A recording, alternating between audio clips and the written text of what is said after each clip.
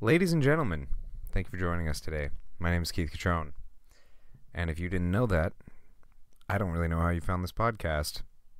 I'm not sure what you're doing here, but I'm sure glad that you are here, and I hope you are too. I hope you enjoy what we have recorded for you today. I'm joined today by my good friend Matt Lovato. Matt Lovato is an expert in personal fitness, group fitness. He is well-versed in martial arts.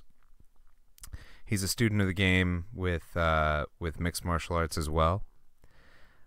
We have a great breakdown of some fights in today's discussion.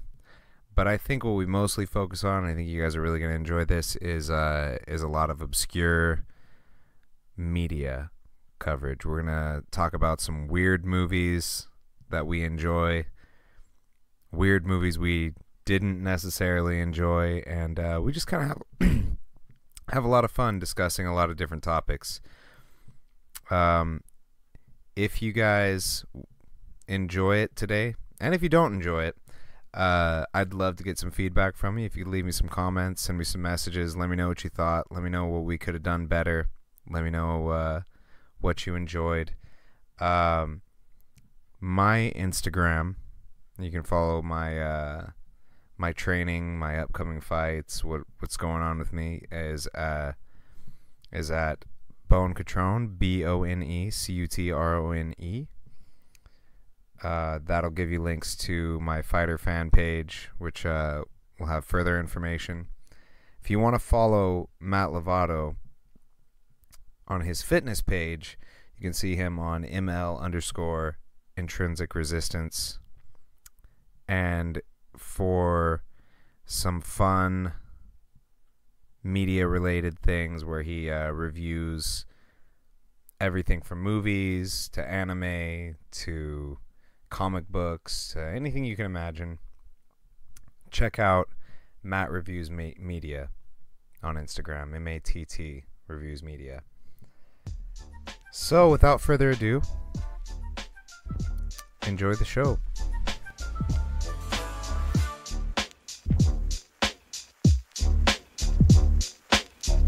Turns all your bad feelings into good feelings.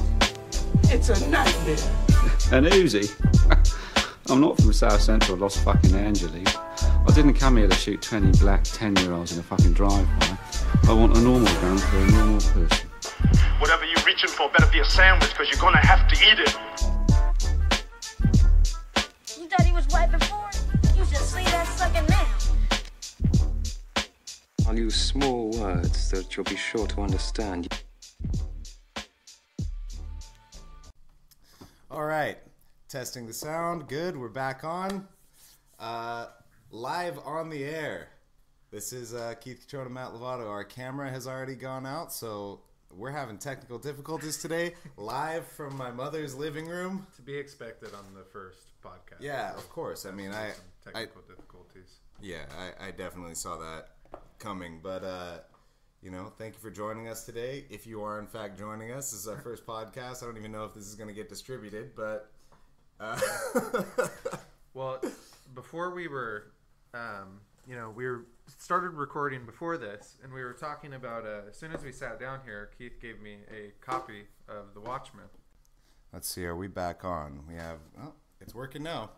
So anyways, you were saying, Matt, please go ahead. All right, so I let Keith borrow this copy of The Watchmen like 10 years ago, and we were talking about how, he first saw The Watchmen on the big screen movie, and he was talking about how, it obviously was not as impressive as the graphic novel, because it was just overall, like, I had these expectations for it. I saw this really exciting action superhero movie that was coming out, and I really wanted to see that.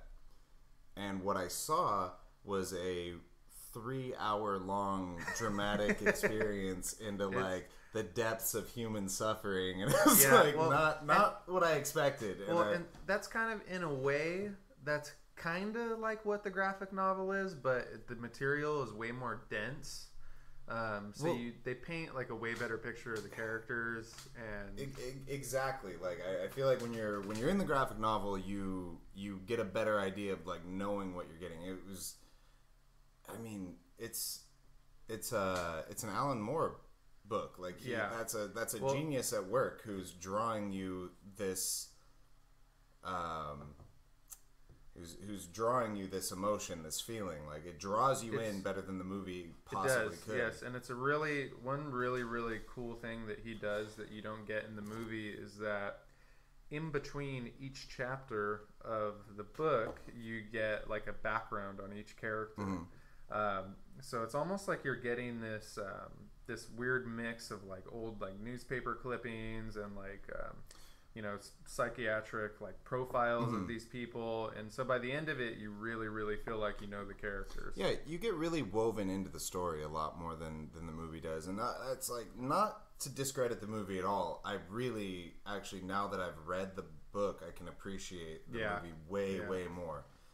It was well done, it was well adapted in a lot of ways, but I feel like as a standalone thing, the movie is hard to appreciate. The Watchmen would have been more well suited as a like HBO miniseries or something that. That would have been great. Or like Netflix for one of its like superhero movie series. I could see them doing that in the future. Yeah. It would be, it would be expensive, but I could see them doing that.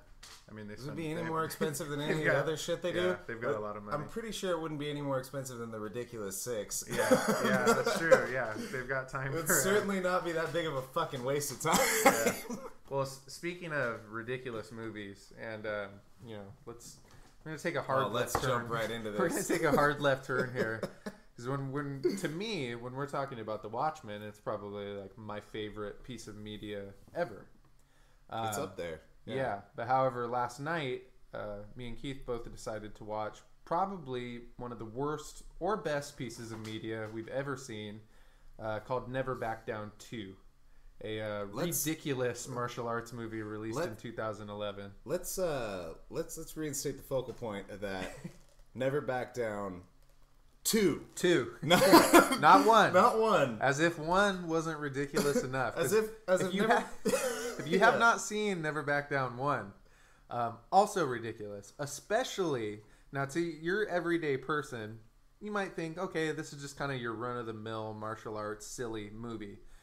It is even sillier to somebody like Keith, because Keith has actually fought in a cage a lot of times.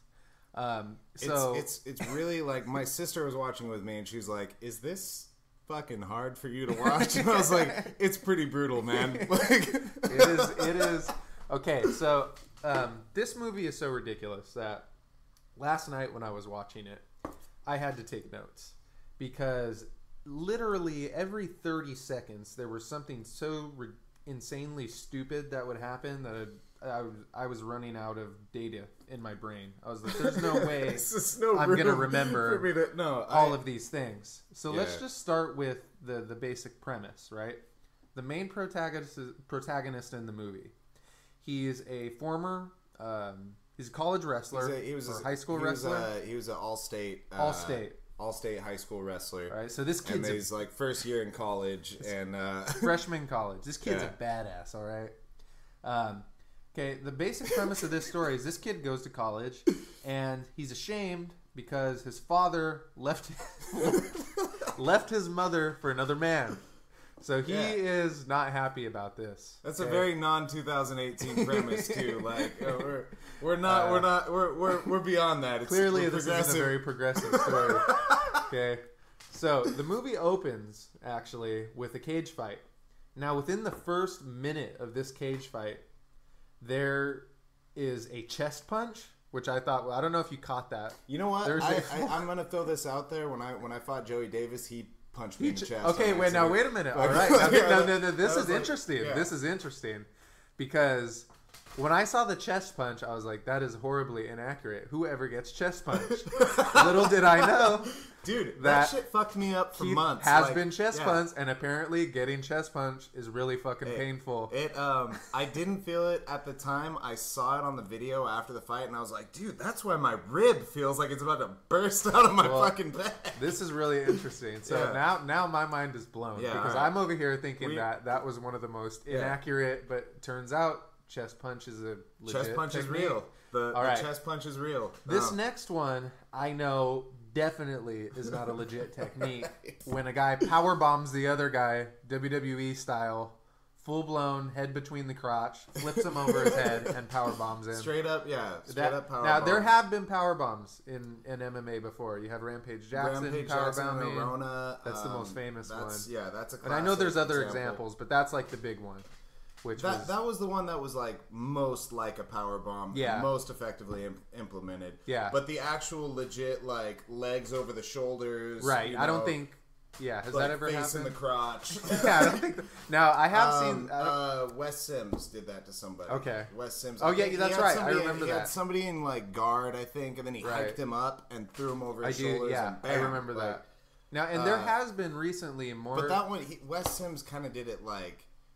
He didn't like slam the shit out of him. He just kind of like picked him up and whereas dropped him, Rampage's was like a full like violent slam. Like that was a KO. Yeah, that was like a Street Fighter.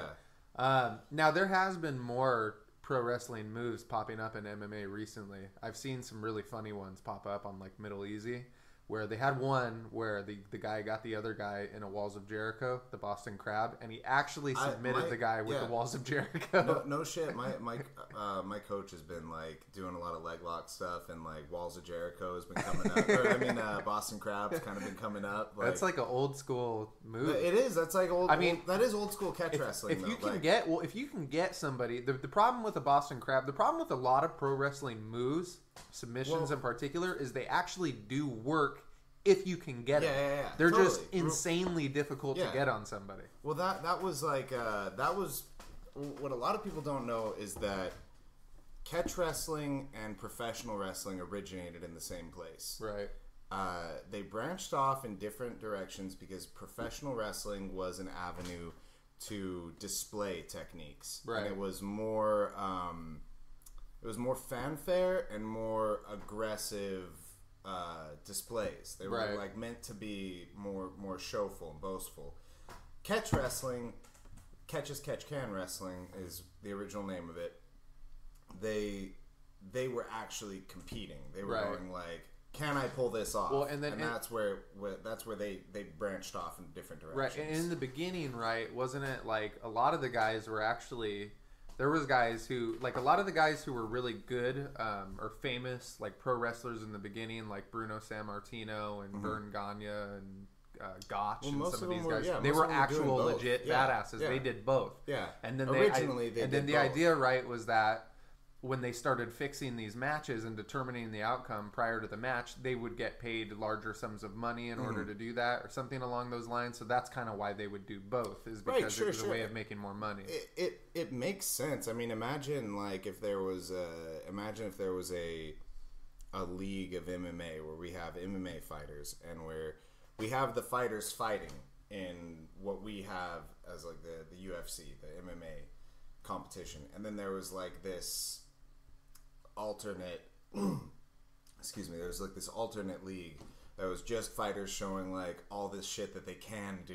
It's like, if this guy wasn't stopping me from doing this, guess what? I could do this fucking triple spin kick off the cage and like come down and knock his fucking head off. Like, it's almost comparable in a way to when fighters will have like an open workout and they'll kind of just demo their skill set. Right, exactly. Like who was that girl who just fought Cyborg? I was seeing all those videos of her doing like spin kicks. What was her name? Yeah, I know. Katya or some shit. She got a really hard name to pronounce. Katsunaya. Is that I think that was it. Yeah. She I mean, I don't want to. That was just sad. I don't want to talk shit on anybody live on the air, but like I was watching her do these fucking demo shit, and it was like she did a fucking step through spinning hook kick, and I was like, ooh.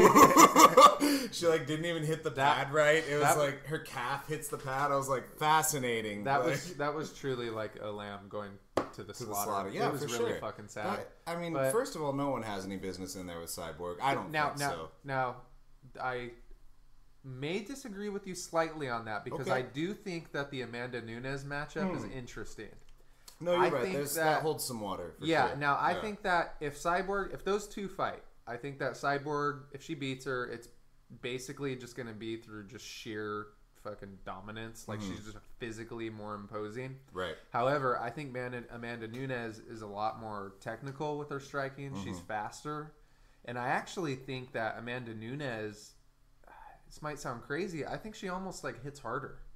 Because I think when Amanda Nunez, when she lands, it's a more like violent impact. Whereas Cyborg, if you really look at it, like she hasn't had very many like really violent like KOs in the UFC. It's mostly like TKOs due to like accumulation of strikes. I don't think Cyborg hits super hard. I see the way Cyborg hits. Cyborg hits like a heavily muscled person. Right. She doesn't have a lot of snap on her punches. She's tense and she's solid. And it's really hard to stop her from hitting you, even when you're blocking, because she's so fucking strong. Right. But she doesn't hit with that grace and fluidity that a really well tuned striker does. Right.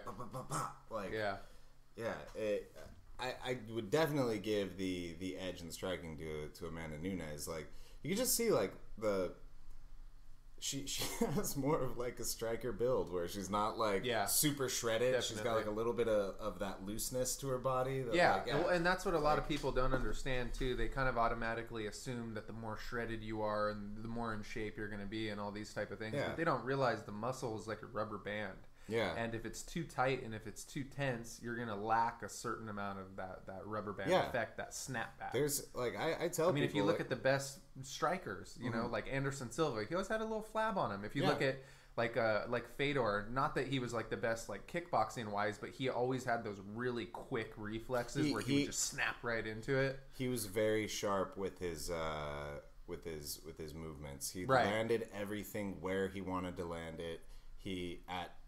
His timing was on point, and a lot of that came from him not being too wound up. His body was loose and effective. Before we get too off topic here, after that little tangent, we want to get back to Never Back Down too, because this is clearly very important. Oh, this is definitely this is big stuff. So we left off. We were talking about the power bomb. Okay, power bomb happens. The other thing I want to address here... Powerbomb happens, Wes Sims and Rampage. That's our two. The other thing I want to address here is Todd Duffy is in this movie. Todd Duffy was golden. He's a current UFC fighter. Is he current? He's current. He had some issues with... he had some kind of a... It was really sad, actually. He had some kind of a disorder of some kind. I can't remember what it was, but I think it was something where like his muscle would atrophy or...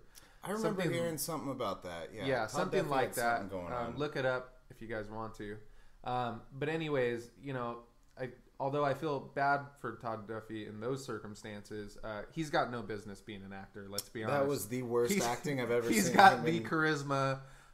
You know those old TV dinners that look like they're from 1970s, and you look at them and they just depress you, and they're still in, They've never changed the packaging, like the banquet dinners or something. Like and they're like brown and orange, and they just have this weird lighting, and that's red and yellow. That is what, when I watch Todd Duffy act, that's what that does to me psychologically. It takes me back to one of those TV dinners. It's just horrible. There's no emotion behind any line that he says. My favorite part was when the guy's like, so you're my new head of security. How's $400 a night sound? And he's just like rolls his eyes like, I guess, but you gotta fire my mom. His mom is a stripper in the movie, guys. So he's not into that, obviously. Clearly. No, then the other guy is like, I wish my mom worked here. Okay, which brings me to my next point. There is a character in this movie who is quite possibly the most ridiculous movie character I've ever seen. So he starts out... Oh no, we loved this guy. He was like our favorite. He is a emo kid who's getting bullied. However, by Mexican gangsters. Now wait a minute. For some Okay, reason. I made sure to take note of this because this is a huge issue I have with movies. I've seen this shit a lot lately.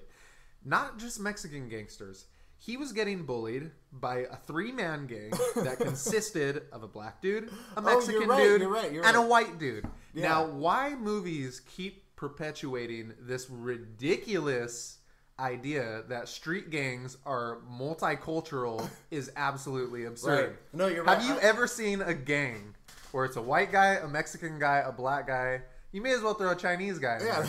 There is no such thing. There might be out there somewhere, but that would be more of like a social justice group or something. Yeah. Not necessarily that a would gang. be more. Yeah, that would be like a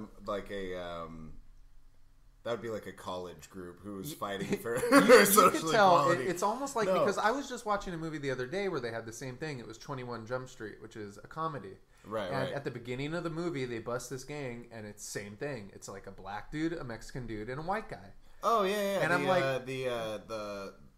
what was it? The 1%ers or yeah. something like that? And he's like, those guys are 1%ers. But I'm watching it. And Well, you I'm know like, what? Bike gangs are a little different though. They 'Cause are I a think little bike different. Gangs, I agree. They have more of an exclusivity where Yeah. it's That's not really true. doesn't have anything to do with race. Right, They're that's just like, true, that's if true. you're a fucking maniac, you're a maniac, and you're in. You can come in the gang. Yeah. But what I will say is, but it does seem like it's a reoccurring theme in movies where they do tend to do that. It's almost like they have somebody on set who's like their PR person. For sure. And they're like, we got to make sure this gang, we can't be stereotyping these people. We got to make sure this gang is multicultural. You know? Which is just always so silly looking to me. Well, it doesn't make any sense because most of the time there's a legit reason. Like, gangs usually form in cultural enclaves that are impoverished to a degree. There's some sort of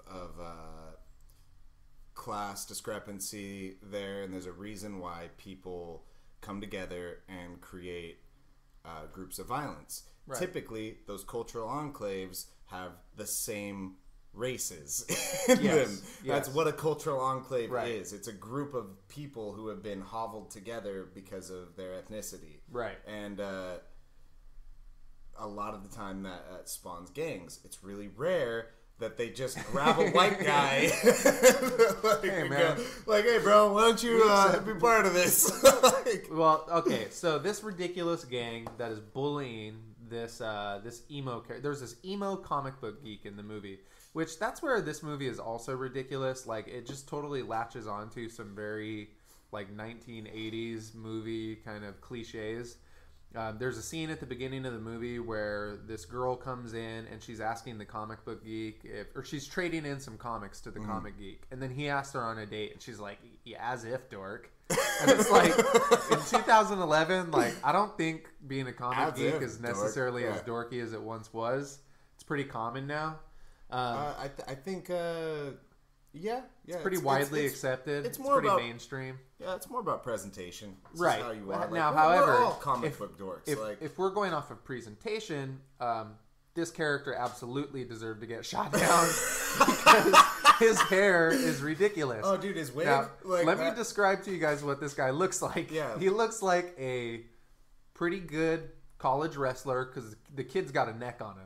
Oh, he's got a neck. No, they couldn't hide the fact that they grabbed an athlete and dolled him up to be this character. And then character. they just tossed the emo wig on him.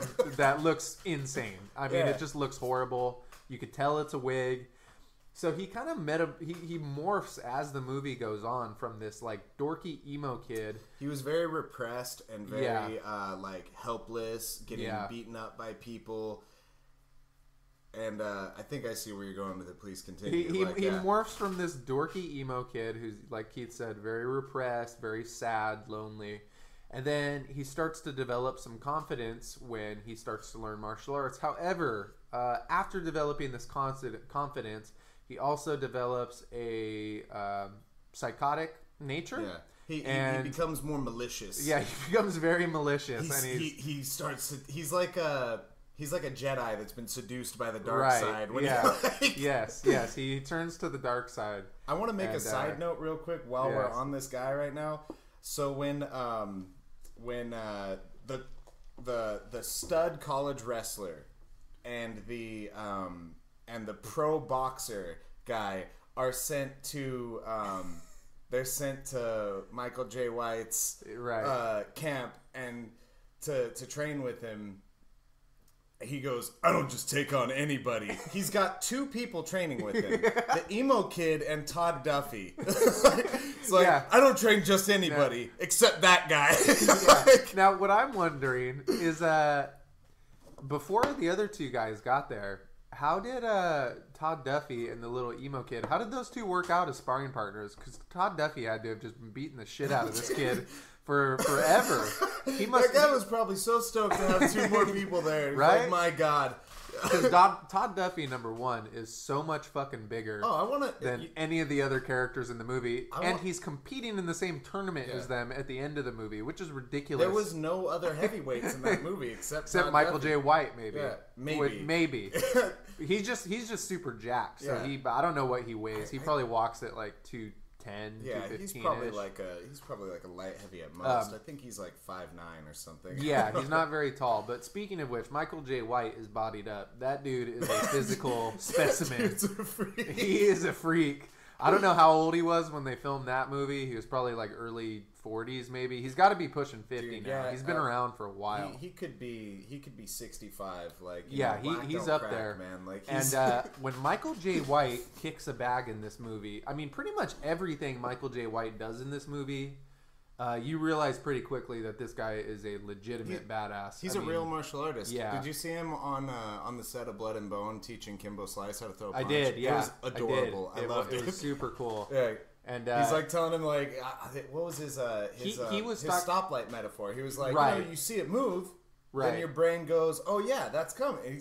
He's like a super nerdy like martial arts guy. He is. Fucking and dope. He was talking about how when you throw a punch, how like a lot of boxers will kind of roll their shoulder and like telegraph it. And he had a really interesting thing where he was talking about not telegraphing. Yeah, it's pretty cool. He was talking about he was talking about the electrical impulses in your brain, how it responds to tell signals. He's like, if you see the punch coming straight in and it just gets wider slowly, then your brain doesn't recognize that. If you see the fist move, if you see the shoulder roll over, then your brain recognizes that. It's like seeing a light go from green to red. It goes pop, and then you recognize it. But if you just pop, if you come in a straight line and pop, then your line of sight only sees that fist go a little bit bigger, then you're hit in the face. Right. Your registry doesn't catch it until it's too late.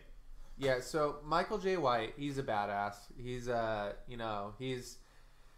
when I first started watching this movie and I saw how badass he was, and I started remembering Spawn from when I was a little kid. Oh, it's god awful. Don't get me. It's horrible.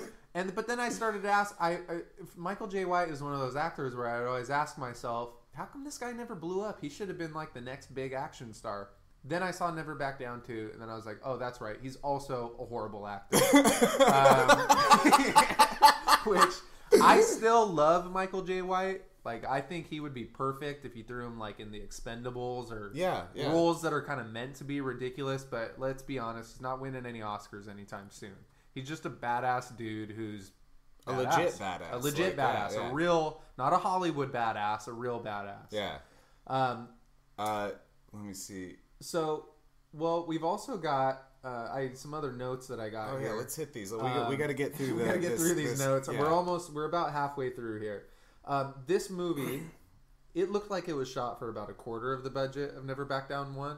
It was clearly, which was already a movie that looked like it was like. But you know, Never Back Down 1, I think did have it was released in theaters, right? Yeah. Never Back Down 1 was a legitimate release. Because it was an expensive movie. It had Jimon Hunsu, or how do you pronounce his name? Digimon.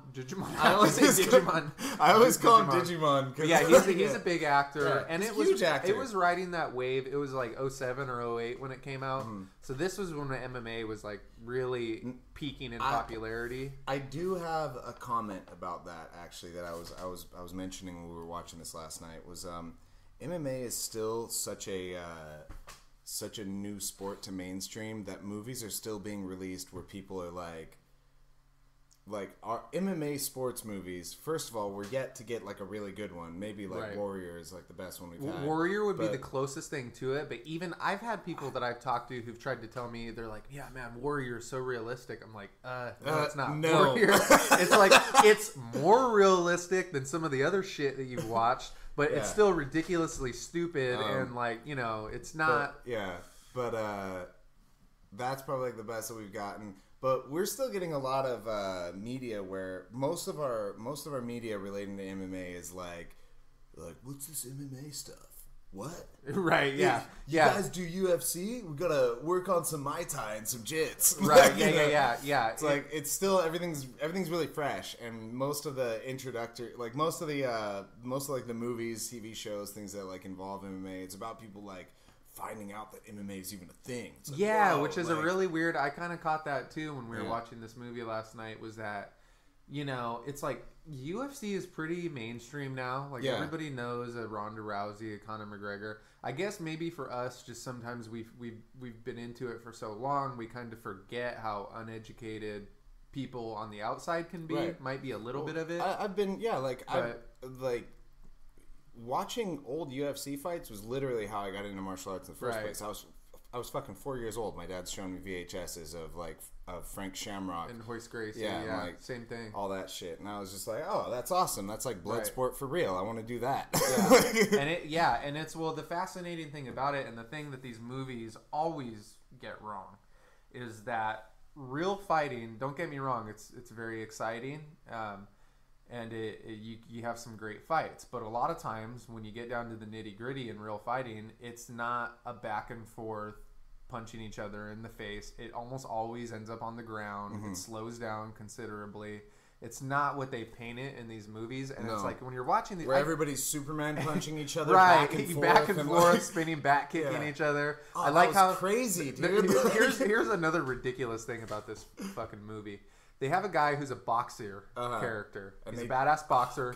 And he somehow, like, over the course of a month, transforms into the most amazing capoeira kicker you've ever seen in your life. And if you're not familiar with capoeira, it's Brazilian, right? Is it Brazilian? It's a Brazilian martial art. Right. It's very beautiful. It's very like ineffective in one-on-one. Like it's not the thing about capoeira is don't quote me on this. I didn't learn this in a college class. I'm not getting this from a textbook. This is hearsay, but from what I understand about capoeira is it was originated by slaves in Brazil way long ago who were not allowed to practice martial arts. They weren't allowed to practice martial arts. They weren't allowed to practice fighting. They weren't allowed to fight with each other. Right. They weren't allowed to have weapons. So what they did was they would dance. Yeah. But they developed... They disguised it as a dance. They developed a fighting system that they could practice and develop that looked like they were just dancing. Right. And it is fascinating and mesmerizing and beautiful, and it has its purpose, but it doesn't really make any sense in an MMA fight. Yeah, well, I can't even... Like, can you even imagine, like... The first, if they were just like slaves who were doing it to disguise, you know, pretending it was a dance, would they just kind of be like practicing their movements, and then their like slave owner would walk by and they'd kick his fucking head off, and then they'd be like, I don't know what happened, man. I was just practicing my capoeira dance and I fucking knocked out my slave owner, and then everybody escaped. I had a knife in my foot. And I wasn't planning on it, like. Yeah. I mean, oops, my bad. But I don't know. Hey. Maybe they were just waiting for that day. They were gonna have the revolution. They were just gonna guess what, everybody? We got helicopter kicks coming your way all fucking day. Like there's just a field of guys on their hands just kicking the shit out of all these slave owners. Everyone. Yeah. Well, so this boxing character in the movie, over the course of like a month, he goes from not being able to throw a roundhouse to being the most amazing capoeira guy you've ever seen. Let's also point out, like, capoeira is profoundly difficult. Like, that is not... You have to have a pretty high level... Like, if you're just, like, an average dude who... Like, you have to be born with a pretty high level of athleticism to get good at that martial art. Yeah. Like, you're not just gonna be a kind of a regular Joe Schmo and get good at capoeira. I mean, you gotta have the genetics for that. So yeah, this character gets really good at it, the boxing character. Yeah, for some reason they decide, like, we're not going to teach this boxing guy how to grapple. We're just going to teach him how to do capoeira. Which is, yeah, that's another ridiculous thing. Okay, that's another thing the movie got wrong, was that if you were to walk into a regular martial arts gym, if you had a boxer, what's the first thing you're going to teach him? Takedown defense. Yeah. In a heartbeat. There's no question. Yet the first thing the Michael J. White sensei character starts teaching him is more variations of striking, which is like totally stupid. It's nonsense. So another stupid thing from the film. Also, there's another extremely ridiculous scene in this movie where the boxing character, he's got like a loose, some retina, partially detached retina in his eye, and he goes to the doctor. And this is 2011 this movie takes place in, and this boxer has never heard of MMA apparently, because he's walking out of the office and there's a receptionist there.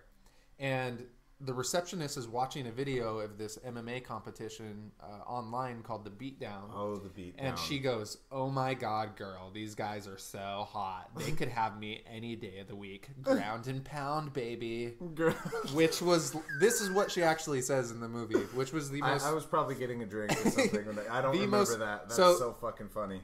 This boxing character, that's all the motivation he needs to start taking up MMA. As soon as he hears this receptionist talking about getting grounded and pounded, you say. He found his new career. Yeah. So another ridiculous story point. Now, there was one single moment of this movie that could be easily missed if you're not paying close attention, but it was probably the single most ridiculous moment of the entire movie. The emo kid in the movie has this ridiculous wig that he's wearing, and he decides to start shaving his head. Starts shaving his head, and as he's shaving his head, if you look closely, he has a photograph of Michael J. White shirtless hanging up on his mirror. We pointed that out when we were watching it. We were dying. And I saw he's this. He's just like in fight stance. And he's in fight stance. Now, I guess the more savvy moviegoer in me should have recognized that and said, "Oh, that is this filmmaker's brilliant way of giving you a tell that this kid is crazy." However, it just looked like a really vaguely kind of sexual fixation that this little emo kid... It was a reference to this guy's unhealthy obsession with his sensei. Yes, with his sensei. You know, and there's just, if you guys haven't seen this movie, go and watch it. I mean, we barely even scratched the surface. If you really, we could probably sit here for 12 hours just analyzing every this thing down, little ridiculous detail within this movie. That's just a little bit of it. Also, if you haven't seen Never Back Down 1, that's also a equally ridiculous movie. Not quite as bad as Never Back Down 2. Well, it has more. It has more studio value than Never Back far Down more. 2. It wasn't. It wasn't straight to VHS, but it was bigger actors. Yeah. Still, conceptually, just an awful movie. I'd also like to point out that I don't know the guy's name, but it's the guy from American Horror Story who's like orchestrating everything from. That was the one big actor they had in the movie. What the hell is this? But he wasn't a big actor back then. No, he didn't wasn't get big until after that. You know what? It might have been whatever his name is, Tate. Evan Peters. Evan Peters. Is that Evan his name? Peters. That's his name. And that kid, I think his big breakout role would have been in X-Men. American Horror Story, right? No, he was in X-Men First Class in 2011. Yeah, he played Banshee. Quicksilver. The guy who played Banshee is a really good actor. Yeah, but he looks just like him, right? They're kind of similar. Who played Banshee. I think they're kind of similar looking. Evan Peters played Quicksilver. You're right. Yeah. But have you seen The Last Exorcism? No, I haven't. That kid who plays Banshee is so fucking good. Really? He's fucking chilling. Okay, I'll have to check that out. Dude, I didn't really think that was going to be a good movie, and I don't like found footage movies. That was probably the best found footage film that I've ever seen. Like, it caught me by surprise. It was super cool. Like, all right, I'll check that out. Well, so this kid, Evan Peters, who was also played Quicksilver in X-Men First Class, he's in the movie. Now, he was in the first Never Back Down as well, in a kind of a side character role. I guess probably about the same size as his role in Never Back Down 2. I think he was a little bit more involved in this one. Never Back Down 2. Yeah, he was kind of like the Dana White promoter of the movie. Now, actually, Michael J. White makes that reference. He calls him like calls him Dana White, little miniature Dana White motherfucker. Now, what I think happened here is I think that Evan Peters was roped into a sour deal. I think that he probably did Never Back Down 1, thinking I'm never gonna have to do one of these piece of shit movies again. My career is gonna explode after this. Then his manager came and he was like, "Oh, you know they're doing Never Back Down 2, right?" Shit. And he was like, "So what does that have to do with me?" Well, you signed a contract. You have to appear in this movie. And I think what happened is he probably had like a small role, maybe like a cameo lined up for Never Back Down 2. And then the studio just fucked him, and they realized he was clearly the biggest star. His career was taking off. And then they just put him in like a massive role in the movie for the marketability. That's what I'm guessing happened. Needless to say, he can't be proud of his work, but in that film. But hey. No, but you know what? I don't think he'd hit it big yet. By the time Never Back Down 2 was out, I don't think that might have been the last B movie he did before he started to take off a little more. Yeah, I think that was like the end of his scratching and grinding portion of his career. Like after that, that's really when he started to take off. But and what a way to end the final portion of his career. What a perfect movie. What a perfect note to go out on before heading into the mainstream.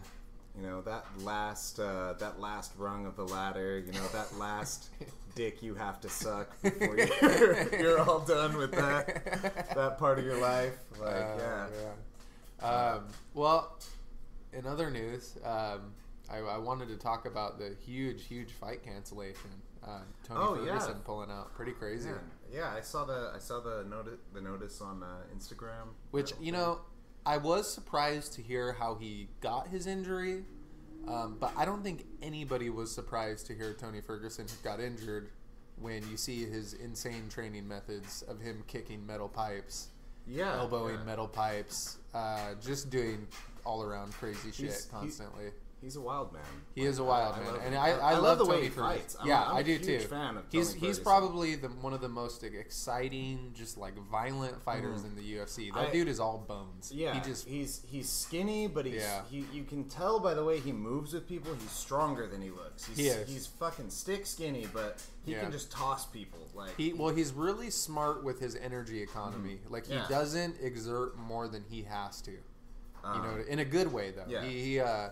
You know, he doesn't mind going into guard, getting on his back, which might not have done him any favors fighting Khabib, but but it's also like I don't want to pad him too much with this, but Khabib doesn't fight a lot of guys who are that dangerous off their back. It's true. I don't want to say that one way or another. No, that is true. He's probably, if you really look at it, like in the entire UFC, Ferguson is probably the most dangerous dude off his back. I mean, he's one of the most active guys. Who does more damage than him off their back? Pretty much nobody. He's very active. He's on his back, like he's guarding, he's throwing submissions, he's throwing elbows and shit. He's doing work off his back. Absolutely, I fucking love that. It's great. Now, with that being said, it's a bummer. It's the 4th time this fight got canceled, which sucks. I'd like to see this fight already. However, I don't think they could have found a better replacement, except for unless they would have got McGregor. Obviously, that would have been huge. Yeah. But yeah, you couldn't get a better replacement than Holloway because he's actually really kind of. To me, I look at Max Holloway, and to me, he is like a upgraded Diaz brother. And that's not meant to be like an insult to the Diaz brothers, but I can see what you mean though. He's like a Diaz brother with like an extra gear. Like, exactly. That's exactly when I I was thinking of how to describe Max Holloway. That's exactly what I meant when I said an upgraded Diaz brother, because he's like a Diaz brother, except for he finishes a lot of dudes, and he's got a little more. When he decides to turn it on, it seems like he's got a little more power in his punches. He's got more wind up. Like the Diaz brothers, they're more pepper. They're like tight end of the punch shots that do a lot of damage. They fucking rack your brain up real bad. They're more volume, but I see that Max Holloway, like his shit comes from the hip. He is. If you guys didn't see his last fight with Aldo, man, that guy just really has improved like 110%. Oh, yeah. He's so good, and that's a really interesting fight because basically what you have there now is a super fight. It's really for the first time ever you're seeing the 145-pound champ now versus the 155-pound champ. Now Khabib, he's not officially the champ, but he may as well be. The guy's undefeated. Yeah, he may as well be. I mean, if you were going to take this fight and you were going to ask people, who would you rather see? Would you rather see Ferguson versus Holloway or Khabib? I think most people would probably lean towards Khabib just because he was almost like the uncrowned champ, you know, because he's undefeated, big win streak. He's had a long road to He has, that first contendership. Because he really he should have had a title opportunity. He should have, and it was a weird mix. I think with Khabib, it was a weird mix of circumstance too, though. Well, he had some trouble with his weight for a while. Yeah, he had trouble with his weight. He had some injuries. There was just a lot of times when I think there was I wouldn't fault UFC for this because I think there was a lot of times where they were trying to line him up as like the next big dude. Yeah, that's definitely not at all what I mean by him having a long road. I'm just saying in general, like he probably should have been at that top shelf because he level was a long time. I remember like God when he first fought like DosAnjos, and that was what, like 5 years ago. When DosAnjos was like when DosAnjos was on his tear, and so then that's something people forget too. That DosAnjos had a tear where it was like like a 9 or 10 fight win streak. It was when he started training with Raphael Cordero, who just was taking these Brazilians and turning them into devil strikers. So Raphael DosAnjos came through and was annihilating people, just making top shelf fighters look like bitches. And then fucking Khabib just came and beat the dog shit out of him. That's the interesting thing about it. I would have, don't quote me on this, I would have to go back and look at it, but I believe it was like DosAnjos won 4 fights, then he got beat by Khabib, then he won another. So right in the middle of his terror, he gets beat, and he didn't get just. He got beat handily. Yeah. I mean, Khabib just completely controlled him. He just shut him down. Yeah. Yeah. So people kind of just kind of forgot about Khabib in a way. After DosAnjos went on his tear, and then well, that's a really big deal. You know, like that's especially beating like right in the middle of his tear. Like I think a lot of people don't really focus on what that means. Right. It wasn't like he hadn't gotten his momentum yet. It wasn't like he was at the end of his momentum. He caught him right in the middle. Right. And right when he was at his peak, and he hit that wall called Khabib. Yeah. And I think people don't realize like how important a nice like run in MMA is. Like if you look at most fighters, it's very rare that you'll have a fighter with like kind of a back and forth record. Like most guys will go on like hot streaks where they'll have like 5 to 10 wins in a row maybe. Yeah. Where they're just wrecking people. And then they'll get that one loss and then something, I don't know if it does something to their confidence or it's just a physical thing but typically they go on runs. So and that's like Khabib is just like this guy who just derails people, you know? I would say that probably a lot of what you experience is like as a fighter, you train really hard. Right. Your work is just this incredible amount of stress. Right. And when you're winning, you're going like, fuck yeah, all right, I'm doing this, but I'm getting this done. You know, I'm getting a lot out of this. I'm putting in work, and it feels like when you get a loss, it's like all that work you did just got like dumped into the river, and it's like, okay, now I did all that for basically nothing.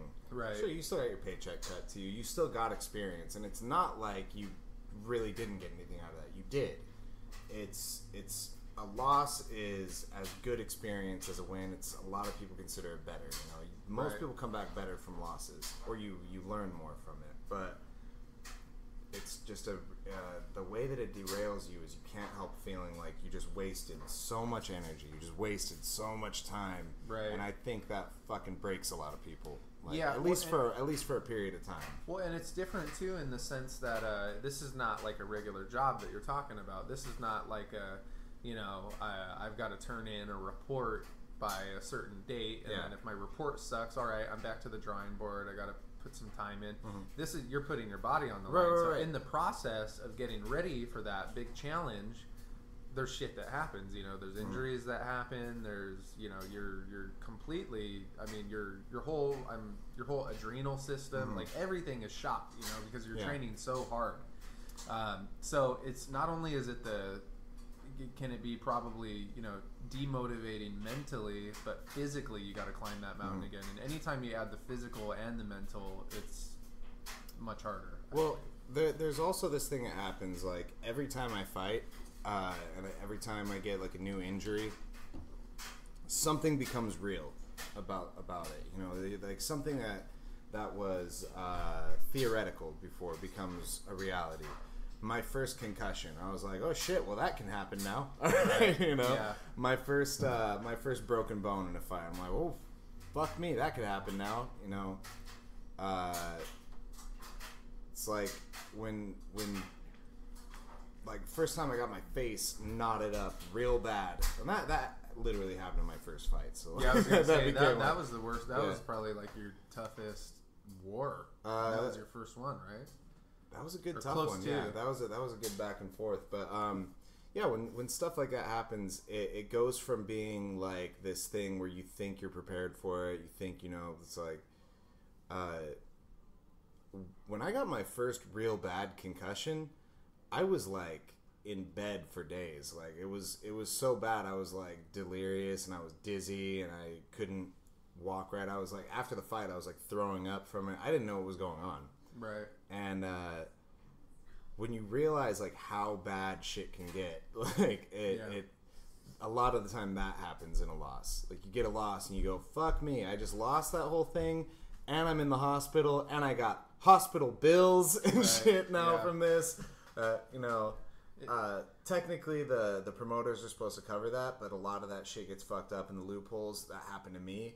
Where we were like, okay, so we're covered by the insurance. We got to go to the hospital, and the paramedics were like, well, you didn't report that to the fight doctor right after the fight, so like we can't help you with anything. And they were just like, all right, well, we got to go to the hospital. So, you know. Now, did you notice that when you so for instance, when you fought for Bellator, did you notice that the quality of care in a bigger fight promotion was any better than... So much worse, man. They just because they didn't give a fuck about me. They didn't give a fuck about me. They put me in the back and they're just like, they're pumping AC through that building and they're just like, because I wasn't a high profile fighter. They didn't give a shit what I was doing. Right. They were like, all right, your coaches are over here. Like, we got to get him over here, guys. So they just put me in they're like, get his clothes off. Like, so just like, they wouldn't let me like warm up. So I'm hanging out in the cold with no shirt on and shit. And they're just like, all right, send him in. And then after the fight was over, I had this big gash on my face.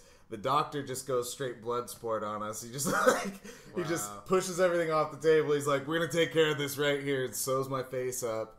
I think that's what a lot of people don't realize too, is that with a lot of these fights, so like when you had your Bellator fight, and you fought Joey Davis, who was like what was he, like 33-0 as a...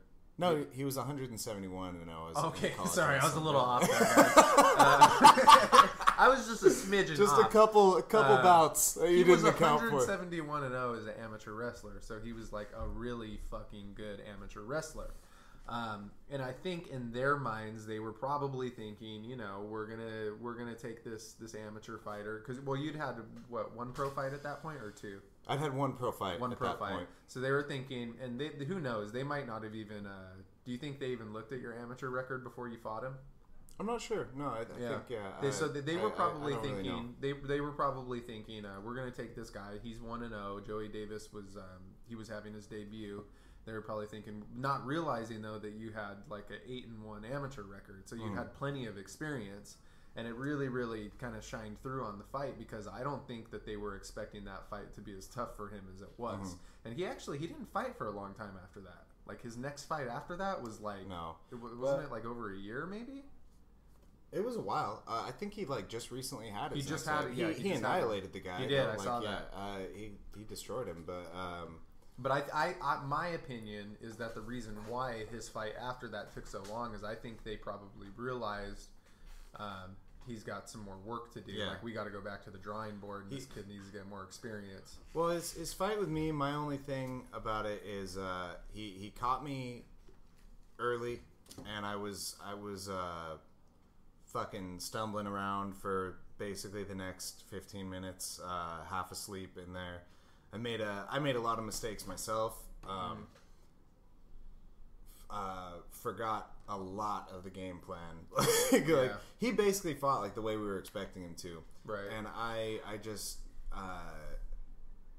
I'm too aggressive. Like, I wanna be in the fight. I wanna be like I wanna be in the pocket, and I wanna be working. And he wasn't letting me do that, and it got the best of me for sure. What was interesting though about, because we were there watching, and what was interesting about it was he going into the fight, the first thing I would have said, and I talked to Keith about this after the fight, was like, I would have said, one of the typical things you'll say if you're fighting a wrestler is like, stay away from the leg kicks, no leg kicks, because then they're going to take you down. Mm-hmm. But actually, like, your best moments in the fight were when you were leg kicking him. Mm-hmm. And because I don't think he was expecting you to kick that hard. And then also, too, is that as the fight went on, especially when you guys got to that last round, I think you looked better as the fight went on. Mm-hmm. Like, I think if that would have been a 5-round fight, who knows, there could have been different. That's what a lot of people told me. It looked like my conditioning was holding out better than his was. He was tired at the end of that fight. He could barely even get up. I hate to speculate. Right. Considering like he did fairly beat me. He was a gentleman about it after the fight too. We talked, and he was very cool. But I felt like I was probably a little bit more. Like, I didn't feel any exhaustion from that fight. I remember like at the end of the fight, I was just I'd taken some damage and I was kind of fucked up, but I didn't feel tired at all. Right. But even as tired as he was, I couldn't stop his takedowns. Like I think he was just gonna probably get more busy with the takedown, and but that also, as he was getting tired, would have given me more opportunity to work on the ground too. Right. Or probably would have had more submission opportunities as that was going. And the last takedown he got on me, I was going for that little I can't remember what it's called, a little side choke where you underhook the neck, and Like a Darce? not a Darce. I didn't have the arm, but I was trying to kind of like underhook his neck and just like scissor his. Oh, his, like the one his John, throat. or I think. Yeah, John Jones but has done I that just before. I know what you mean. Yeah, I didn't have my hips in the right place, and I Right. wasn't able to really sink it. And I think I might have had more opportunities to land something like that the more tired he got. Right. So yeah, if we had a couple more rounds to work, who knows? Well, and one interesting thing about that is how you were talking about how, when you fight a guy like that, like, it's just, there's nothing you can do to stop the takedowns because they're just so specialized in that one area. It was tremendous. And what's still, it's almost kind of an honor to be double legged by a guy like that. Well, what still drives me crazy till this day is when I'll be talking to somebody who maybe doesn't have any experience, like, training at all. So, And- bro, just get up. Right, and not to say that I'm an expert or anything, but I've at least trained and had a few fights, and like I know how fucking difficult it is to try to. I've never grappled with anybody like Joey Davis, but just other good wrestlers, and even just good wrestlers, it's hard to get up from under their fucking takedowns. Let alone a guy who's 180 whatever, undefeated. But normal people will say, oh yeah, but if you train, like, I feel like I'm strong enough to where it's like, you're a fucking moron. Like, how do you go get an IQ test? How stupid are you? It's crazy to me. I've been saying for a long time, there's something about the sport of fighting that, like, I don't know, it's like an alpha male thing, if it's just like the way that like people are wired, like everybody thinks they could do it. Right. I think everybody thinks that they've got it. Like I could probably, like, no, dude, we train and specialize in this for a reason, and it looks the way it does for a reason. Right. And now, and that's the funny thing too, is that people just I think it's a way people are wired thing. I think people have a natural tendency to believe that they're more capable than they are. Yeah. And, but it seems like specifically with fighting, though. Like, specifically, so, like, yes. Like when people, like, I watch basketball, Right. I don't watch basketball, but if I watch basketball, I'm gonna look at that and be like, I don't know what the fuck I'm doing in there. Right. Like, those guys would destroy me at this. I have no idea. People have this idea that they have some kind of untapped potential. They're going to be able to hit this second gear that you haven't seen before. And don't get me wrong. I just get mad enough, I'll just Hulk out and smash you, right. bro. Are there individuals out there who are born just naturally more badass than others? Yeah, they're out there. Gifted. There's gifted individuals for sure. Some people are just freaks. Fighting is an innate thing. It's part of our DNA. I think biologically there are some people who are freaks. Absolutely. But those are not like most people are the same. Right. And then you train to be better. Yes, and which brings me to my next point. Those of you out there listening who, if you're listening to this right now and you're thinking, I might be one of those freaks. They might be talking about me. You're probably not a freak. You're probably just a moron. And you need to stop thinking that right now. Because you're probably not that guy. Whoever you are that's listening that thinks you are that. Please just don't think that you're that guy. Like, yes. I wholeheartedly agree. If you want to find out if you're that guy, go to a gym and find out. class and find out. And you'll probably find out pretty quickly that you're not. Yeah. Like, I'm going to say, oh man, like, we're talking 99.9%. Right. Like, yes. I'm pretty sure that isn't you. It wasn't me. I trained really hard to be as good as I am. Like, I've been doing martial arts from one degree to another. Oh man, if I do the math, 25 years. I first started doing karate and judo and shit when I was like 4 years old. And yeah, I wasn't like super dedicated my whole life. I didn't always train like full time, but like I've been on and off doing martial arts for 25 years. It's a pretty solid resume. Like, right. It's a lot of time. Yeah, people forget. It's like anything else. It takes reps. It takes time to get good at something. And I'm literally, the fact that I started so young, my brain and my body are just wired to do it. That is the thing I understand. That is the thing that I know how to do better than other stuff. Some people know how fucking cars work. I don't know. I know how human bodies move and how you can manipulate them and make them work the wrong way. Absolutely. And that's, I was talking to my wife about this the other day. I was telling her, I was saying, I feel like, because I've actually had this kind of conflict lately with myself where I'm going back to school in the summer, but it's because I've been getting a little bored with just training so much. And I don't know if it's because, it's like, since I was 15 now, I've just been exercising nonstop. And that might be why I'm doing this marathon and I'm kind of venturing out and doing these other, just switching it up. But I do find myself growing bored of the constant trying to push myself further physically. I need some other kind of stimulation. Right. Because what I told her, I was like, I feel like, almost not to sound, egotistical in any way, but I feel like it's almost like I've reached that level now where I feel like I'm like a black belt in exercise. Like, I feel like I've gotten really good at exercise. You definitely are, dude. And now it's like, because I've always been a gym rat. Yeah. You never had to like talk. Like, sometimes Keith would have to wake me up to come and train martial arts, but you'd never have to wake me up to go train at the gym. I would just go. But now it's to that point where it's like, I just need some other kind of stimulation mentally, I guess you could say. You know what? I've been experiencing a lot of that same thing. I think it probably has something to do with like my age and like the amount of things that I ventured off into and hobbied with in my life. I hit this point recently where I was just like, man, like, I still want to train, I still want to fight, I want to do all that stuff, but I'm kind of like bored with myself. I kind of feel like I am an incomplete human being in a lot of ways. Like, I wanted to start like learning music, learning, like art, things that are going to really like stimulate me as a person. I kind of am on my like on my self-improvement year. Right. No. Like, it's so funny, and I think maybe it does have something to do with age, because I started feeling the same thing, the exact same thing. It's like, I'm almost fucking 30 now, and I don't know how to play a musical instrument. I think that is part of it. I think it is the inevitability of getting closer to that 30 year mark. Because I was telling Ariana the same thing. I just you feel like you want something new, you know. And then I guess once you start to get closer to 30, you start to think to yourself, well, there's only so much time, you know. I'm not a kid anymore, right. Especially with us, I start thinking about, well, what if, you know, she wants to have kids in a few years and I don't have time for these kinds of things, and it's like I feel like if I'm gonna start doing some of these other things, now is the time. Yeah, you know? like I hate to sound like I'm I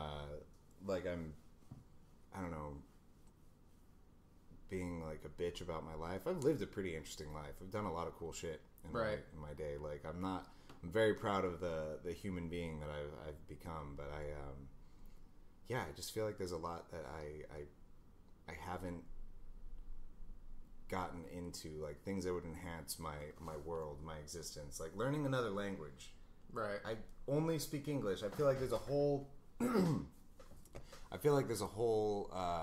universe out there that you're not experiencing, because I had this conversation with this dude. I was Uber driving. He was like this French dude who he speaks like 5 languages, and he was just saying how he's like, yeah, man, like learning a language, it's not like saying this word means this word, or this word means this word. This is how people talk. It's just how they communicate. This is how it's a whole different way of thinking. Right. And I just thought about that. I was like, there are dimensions of thought that I'm just leaving out of my life because I only speak one language. Right. Like, and it's the same with like music. Like, look at the way somebody plays a guitar. Look at the way somebody who plays a guitar listens to guitar. They understand what that person's doing. Right. They understand what, it on a different level. The complexity of it. They understand, and that is a type of communication between that person and that person that they have because they both play that instrument. Right. Those are dimensions of thought. Well, that's like, kind of it's kind of the it's almost kind of the sacrifice you make in a way when you choose to really like go for a goal and specialize in something, you know? Right. Because that's probably that's exactly why I'm feeling the same way that I'm feeling, is because I've taken all this time to like specialize in exercise and dedicate all my time and energy to that, just like you did with fighting. And it's almost like you feel like by doing so, these other things kind of get lost in the shuffle. Other interests that you have, you know. And yeah, that's exactly. I think that's exactly right. It's something that you focused on one thing for so long, and you get to this benchmark of being almost 30, and you go, oh fuck me, I gotta learn some other shit. It creeps up on you pretty quick. Yeah. And also, like, my coach talks about it a lot. How the samurai would practice. I think he was talking about it from like Book of Five Rings or something. How the samurai would practice a soft art. Right. Like they would have like everyone. Yes, they always like, balance it out with I've heard that. Yeah, they would always keep a balance because they would practice their violent art and then they would practice a soft art, like painting or calligraphy. Have you ever heard like Paul Chek before? No. He's this really interesting. God, what would you even call him? I was gonna say a trainer, but he's more like a guru. But he's been around for years, and he's based out of. I think we're getting a little sound quality. He's based out of San Diego, California. But he's this really interesting guy, and he talks about that a lot. He talks about kind of the yin and the yang, and he talks about how you can't just redline it all year round. Like, and he's talking about in regards to like exercise and stuff like that, obviously. But he talks about how you need that balance of the yin and the yang, and about how you can't just redline it year round. You need to what he would describe it as is you need to stimulate almost like the feminine side of your personality as well. Like you need to practice a softer side. I feel like I have heard that because like you're using keywords like redline and using the feminine side. And those are things that are something's clicking in my head here. Like, and he's got this whole system. It's called the you can get like it's called the Czech Institute or something like that. But Check into Cash. That's what Check it was. into Cash. He's actually the CEO of Check into Cash. But he's got some Check into Cash fortune. He's got some interesting philosophies, and then there's another guy who's a famous trainer to a lot of Olympians. His name's Charles Poliquin, and they call him the Strength Sensei, and he's been training Olympians since like the 1980s, I think, and he's got this really interesting thing that he recommends where every year he'll learn a new skill. And he says that the idea behind that is not only does it help you live a more fulfilled, enriched life, but it also, he says, it's one of the keys to aging less rapidly, because every time you learn a new skill, you're firing these new neurons in your brain, and you're making new connections. So that's one of his keys to aging better. Oh, that's a really good point. It keeps your brain alive because you're functioning your brain. Yeah, you're like, I heard someone describing what neurogenesis actually is, and how you're creating new connections in your brain. That's essentially what learning things is. Essentially neurogenesis. You're creating new neurological connections in your brain. So that makes sense that it keeps your brain healthy to learn new things. And I've noticed that when I go through these fucking pity party fucking periods of time in my life when I'm just like not doing anything, and I'm fucking off, and I'm eating shitty, and I'm not really like engaging my mind, my mind will wither away. I'll get dumber, I'll get less active.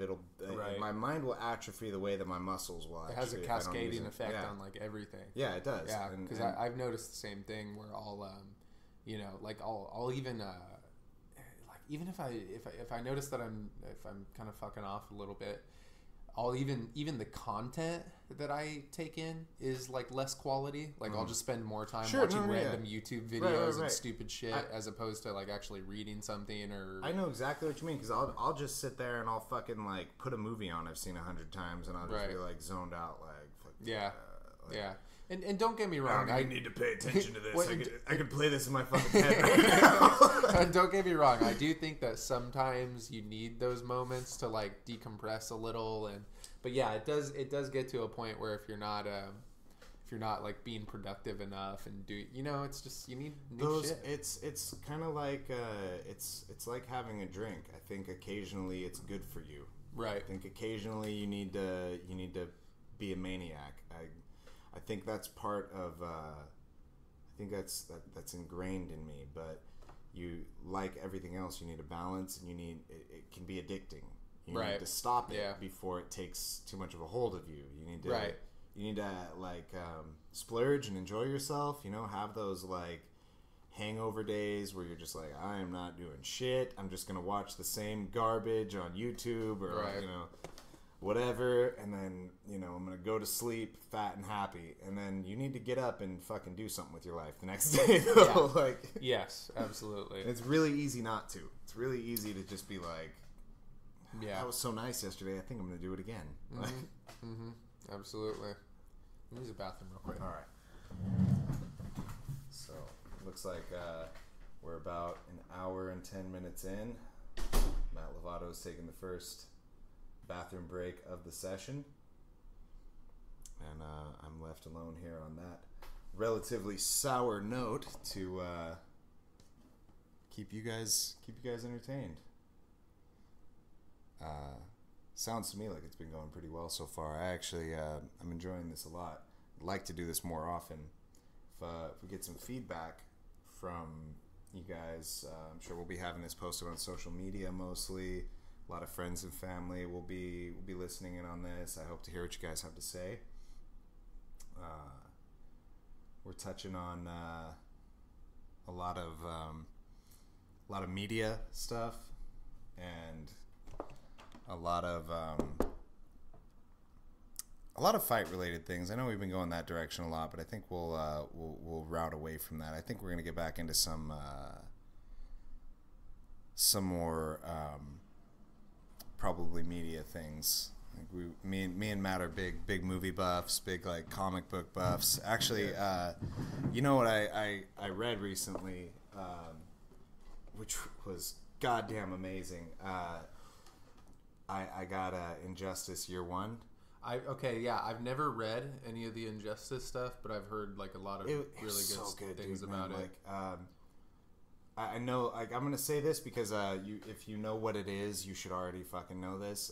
Superman just fucking kills everybody. Right. Like Superman goes on a fucking tirade. It's Yeah. awesome, dude. I should have brought it. I was thinking about it. I wanted to let you borrow it and check it out, dude. While we're on the topic of DC Comics, did you see Justice League?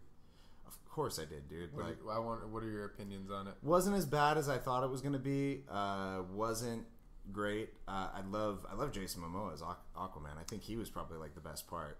And that and Wonder Woman, Gal Gadot, however you pronounce her name. I have no idea. She's a good Wonder Woman. She's good. She's probably the most attractive human being in the world. She looks like an alien. Yeah, she's not even she's like a real life version of one of the avatars from Avatar. Yeah, from Avatar. She's one of the what are they called? Na'vi. The Na'vi. Yeah. So yeah, she's like one of those, and but I heard she's like she's like an Israeli military. Yes. Like she was like a legit. She was. Yeah. So she is. They were like mad about her doing movies and getting like famous in America. Right. Like I don't know how that works. But, so here's how I feel about Justice League. I went to go see it with Ariana. I had some issues with it. Now I do agree. I kind of liked Jason Momoa's Aquaman. That was good. I did like Gal Gadot as Wonder Woman. Oh, I also, before we get carried away in that, I thought they did pretty good with Cyborg. How he was very like angsty, like that. That's I remember that him being more like shitty about it because he basically lost his whole fucking body. Yeah, if you really think about the Cyborg character, that would be like the saddest thing ever. Yeah. You're just made of metal. Like, do you even get pleasure out of anything anymore? Right? Like, what the fuck happens there? Your fucking whole body is gone. So that, to me, that character is that's a weird character. Yeah, no, it's like, but don't. I feel like I remember from comics and like older cartoons and renditions of him that he was very angsty like that. He was very like mad at everybody about being in that shitty fucking position. It's almost like a version of like Ben Grimm, the Thing from Fantastic Four. How he was always super fucking sad that he was made out of rock. Yeah, or like Iceman from the original X-Men comics. How his whole body was made of ice because he fucking lost all of his body parts. In like fights and stuff, and he's just pissed at everybody because he's like, this is great. I'm literally an Iceman. He probably gets no action because the girls are just like, ew, you're cold, get away. Yeah, it's fucking ice stick sticking in there. It's literally just like an icicle. Dude, it's like a tongue on a flagpole thing. It just sticks like Can you imagine? Iceman's penis is like the scene from A Christmas Story. The girl's vaginal lips are just getting stuck to his icicle. Dude, that's awful. But yeah, that's exactly what would be happening. It'd be so gruesome. So, the movie itself... You have to pour like hot water in there, but that would melt his dick. He's got to have Human Torch on standby every time he has sex. So, the movie, my biggest issues with it were I felt like it was incredibly inconsistent. Like, as far as tone. Like, it was did not... This movie did not know what it was meant to be. And it was very clear that it was made by two different directors. Because they started with Zack Snyder, he got fired, and then they had Joss Whedon from fucking The Avengers come in. Did that happen? I didn't know that was what they did. They started... now, what they claimed was that Zack, and I think this is true actually. I think they claimed that Zack Snyder left for personal reasons, and I guess it's really, really sad actually. But I guess his daughter had committed suicide in the last few years, so I think that's obviously super sad. I need to pay more attention to like what's actually going on in the world of shit like that. Like, so I've got my little comment, but I didn't know any of that. So he started out, and then they had Joss Whedon come in, and he kind of, if you guys aren't familiar with Joss Whedon, which I don't know who wouldn't be at this point, he directed The Avengers and, all that shit. And Firefly. Which was a really, really underrated show because it was on the fucking Sci-Fi channel. Yeah. It was a great show. So which Joss Whedon kind of has this unique blend of humor with action, and he's very almost kind of meta, where the characters are very self-aware. So there was a lot more humor in Justice League than there was in Batman versus Superman or some of the other DC movies. But the problem with that is that you felt like you were literally watching two different movies kind of juxtaposed together. I guess that would have... I didn't really notice that until you pointed it out right now, but as I'm reviewing it in my head, there's a pretty distinct like splice. There's a point where like it becomes a little bit more, well, a lot more like lighthearted, a lot more humorous, a lot more of that, like you said, but the whole self-aware characters. The very beginning of the movie has a strongly Zack Snyder-ish tone, where Batman comes out and he's jumping from the rooftops. I thought that was so cool. The way that scene was, I just felt like Batman ended up becoming so underutilized in the movie. He was, and that's the funny thing about it too, is that in both of those movies, in Batman versus Superman and in this one, it's weird because as a comic book fan, flaking up everywhere, super bad today. It's hangover shit. As a comic book fan, you're very satisfied with it in the sense that it's the most Batman you've really ever seen on screen as far as like being true to the comic book. I mean, that's like a Batman's Batman, you know? Like Christian Bale, the Christopher Nolan Batman, that was kind of like a kind of like a hybrid, because they did this kind of almost like real world type twist on it. And don't get me wrong, I love that Batman. That's probably my favorite. Those are probably my favorite Batman movies, that whole trilogy. But this was like the comic book Batman come to life. This was like a comic book Batman, right? This is more like the.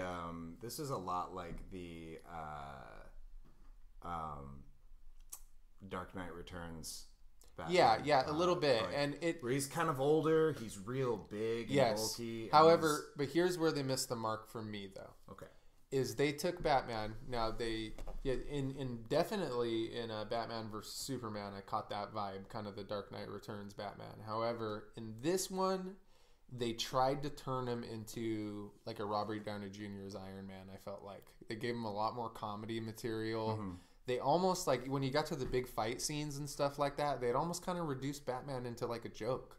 Like he was not even effective. He was not really useful. Nothing he did had any place. Like Batman's whole deal is like, I like the cartoon Batmans the most. I always like seem to gravitate towards those.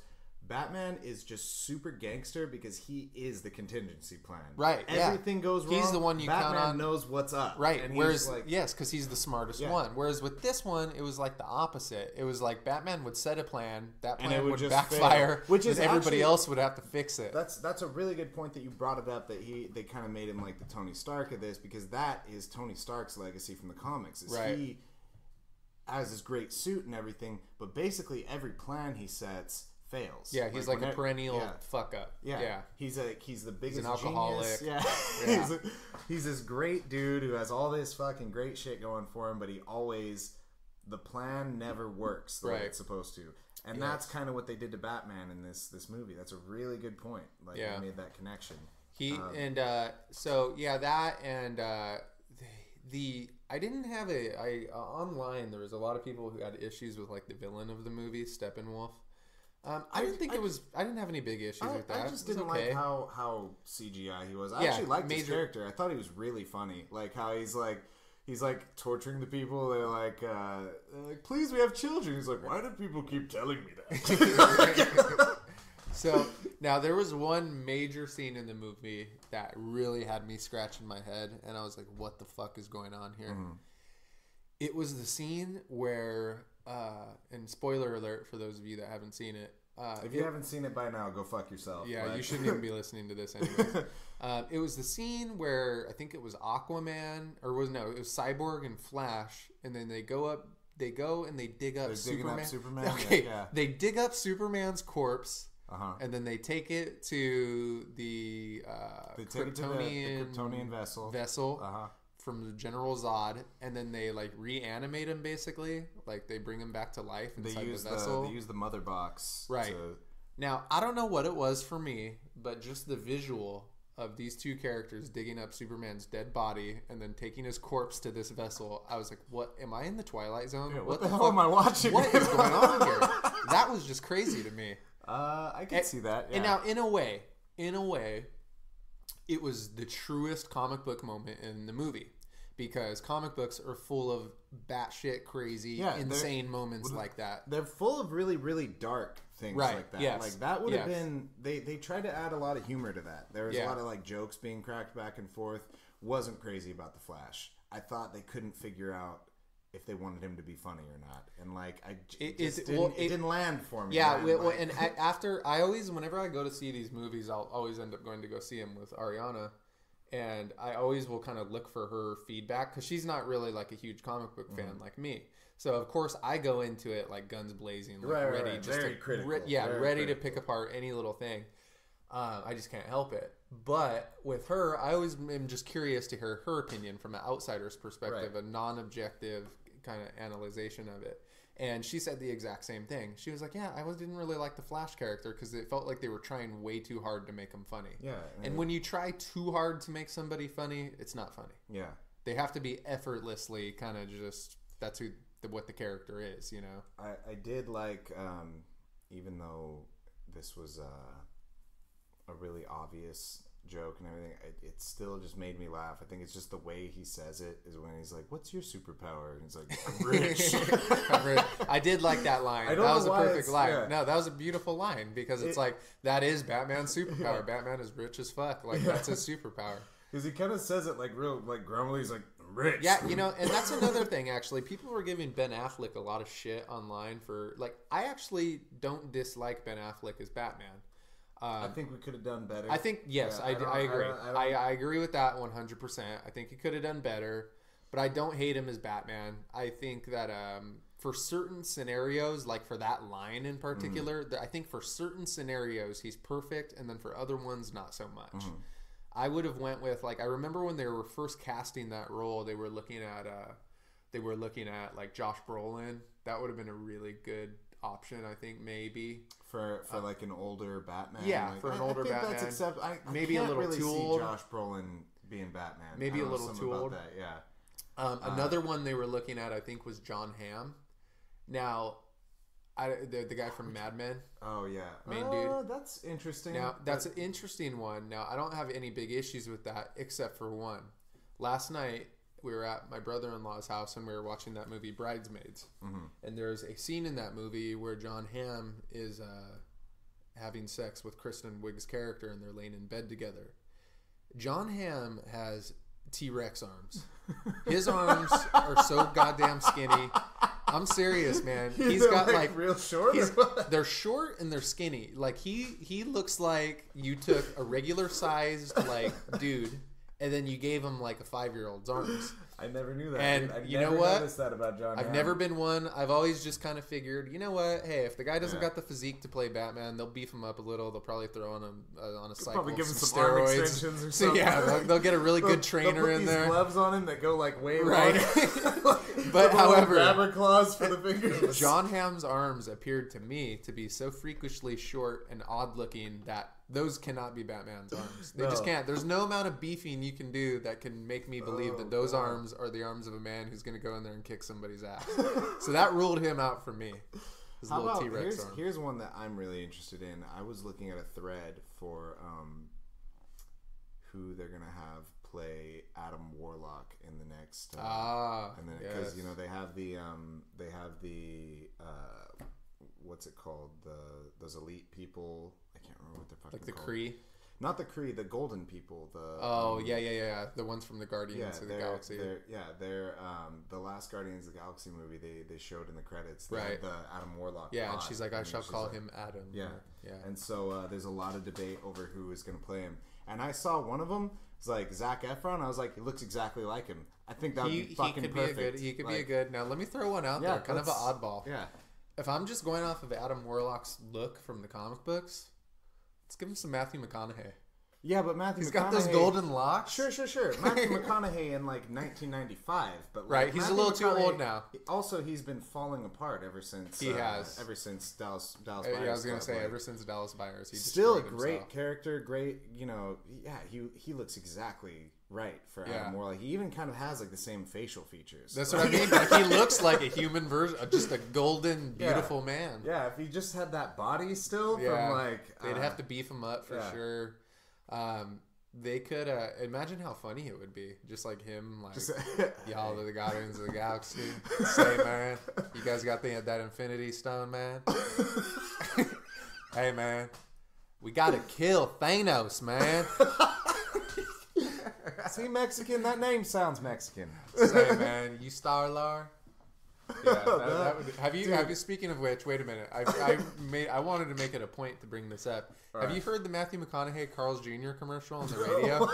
Oh my fucking god! If you guys haven't heard the Matthew McConaughey Carl's Jr. commercial on the radio, he's promoting like a burger. I don't remember which one it is, but he's like, "We're talking about the big juicy." Ever so savory, like he gives the most ridiculous. Like I almost want to. Juicy. I almost want to. So savory. Let me see if I could find this. Will this get us demonetized if we actually monetize this for playing this? I don't think so. I know because it's a commercial. It's a radio ad. Yeah, it's a radio ad. It's free advertisement. We're probably good. In fact, we should get monetized for putting this on. Exactly. But it's the most ridiculous. Now, if it's not, I haven't fact checked to see for sure if it is Matthew McConaughey. How about what this is making me think of is wait, here it is. Right. Here it is. This is hilarious to me. I don't know why. I can't wait.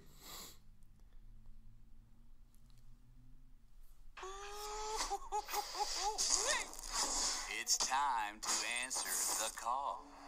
The oohs and drips and the smacking lips. Snizzle, dizzle. Biggity wiggity, buck wild beef busting straight out of the gate, showing his teeth like a flavor stampede. Crispity rings, taking it SLO. With the Western bacon cheeseburger. That's the call of Carl's. Pick up. I can't hang. See, I wish Matthew McConaughey could just promote everything. Have you heard those Del Taco commercials on the radio where that guy sounds like he's dying? He's like, Del Taco. I don't think I have. With the bucking under menu. And it's like he's supposed to be. He kind of sounds like a grizzled cowboy. Yeah, he's supposed to be he's supposed to have this real grizzled cowboy sound, but it's gone so far off the deep end that it sounds like his throat has been cut, and he's just trying to get this last commercial out before he dies. He has a heart attack as he's filming it. Yeah, and I mean, someone representing Del Taco as a career. I mean, yeah, they're probably not. They got one foot in the grave as it is. I feel like more actors are doing that now. They're just kind of branching out and being like, "Hey, man, it's a paycheck. Yeah, fuck for sure. it. I may as well." This guy's living off bucking under menu items. It's like he's not long for this world. Speaking of which, my taste, I gotta admit, since I quit drinking, my taste for fast food has just completely gone out the window. Bro, dude, I only eat fast food for convenience. And that's if and when I do eat it. Right. I had a couple I had a couple Carl's Jr. stops on the way here just because I was now that's a good point, because if I am gonna have fast food, it would probably be if I was gonna get a burger from somewhere, it would probably be Carl's Jr. Carl's Jr. is my favorite fast food place, if anywhere. They're not too bad.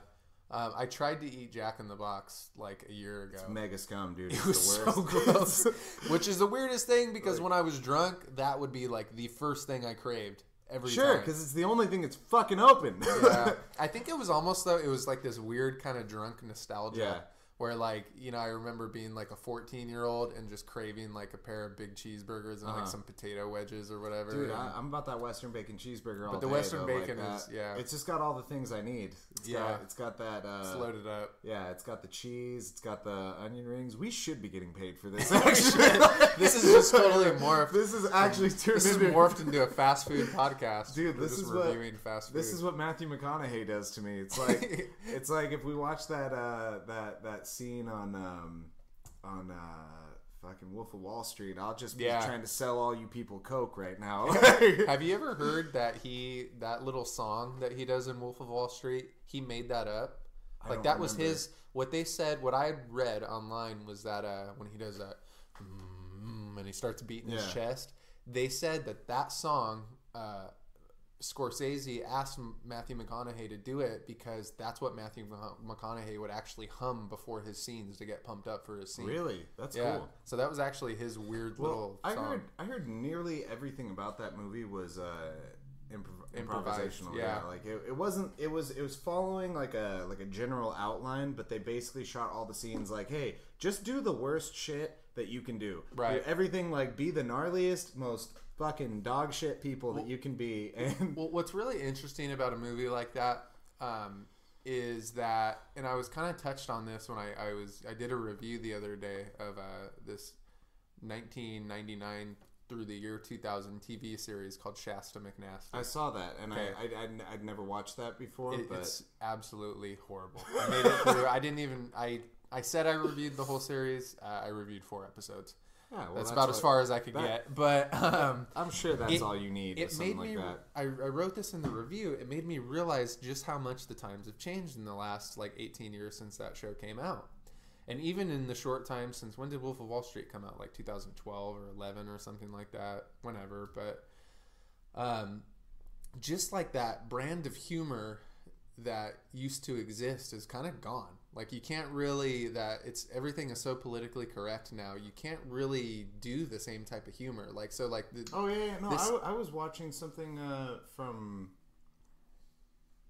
Shit, what was it that I caught a racist statement on a movie. Right. Oh, and you see it all from the time. From the 90s, and I was just shit, you just couldn't say that. Right, and you see it all the time in these older movies, where it's very subtly. It could be like a PG or a PG-13 movie. Yeah, it was not a big deal. It was and you know what I noticed about it? I was like, oh, that's a white guy saying that. He can't. Right. They couldn't do that today. Yeah, and that was the weird thing about this Shasta McNasty show is that each episode was pretty much dedicated to being as politically incorrect as possible. So they had one episode where the whole premise of the episode was Jake Busey's character. He hadn't had sex in a while, so they were trying to get him a woman. And they were like, yeah, you should just date fat chicks because everybody knows fat chicks are easy. They have low self-confidence. So the entire episode is just dedicated to them fat shaming this girl. And then Jake Busey helps her start exercising, but she starts to lose weight really fast. And he's worried that she'll get too much confidence and leave him. So then he starts replacing her Slim Fast shakes with Yoo-Hoos. That's amazing. He replaces her non-fat frozen yogurt with Dreyer's ice cream or something. There was another episode where it's just dedicated to them making fun of Vern Troyer is in it, Mini-Me from Austin Powers. Yeah. And they're just cracking jokes at his expense the entire episode. What was the dating on this show?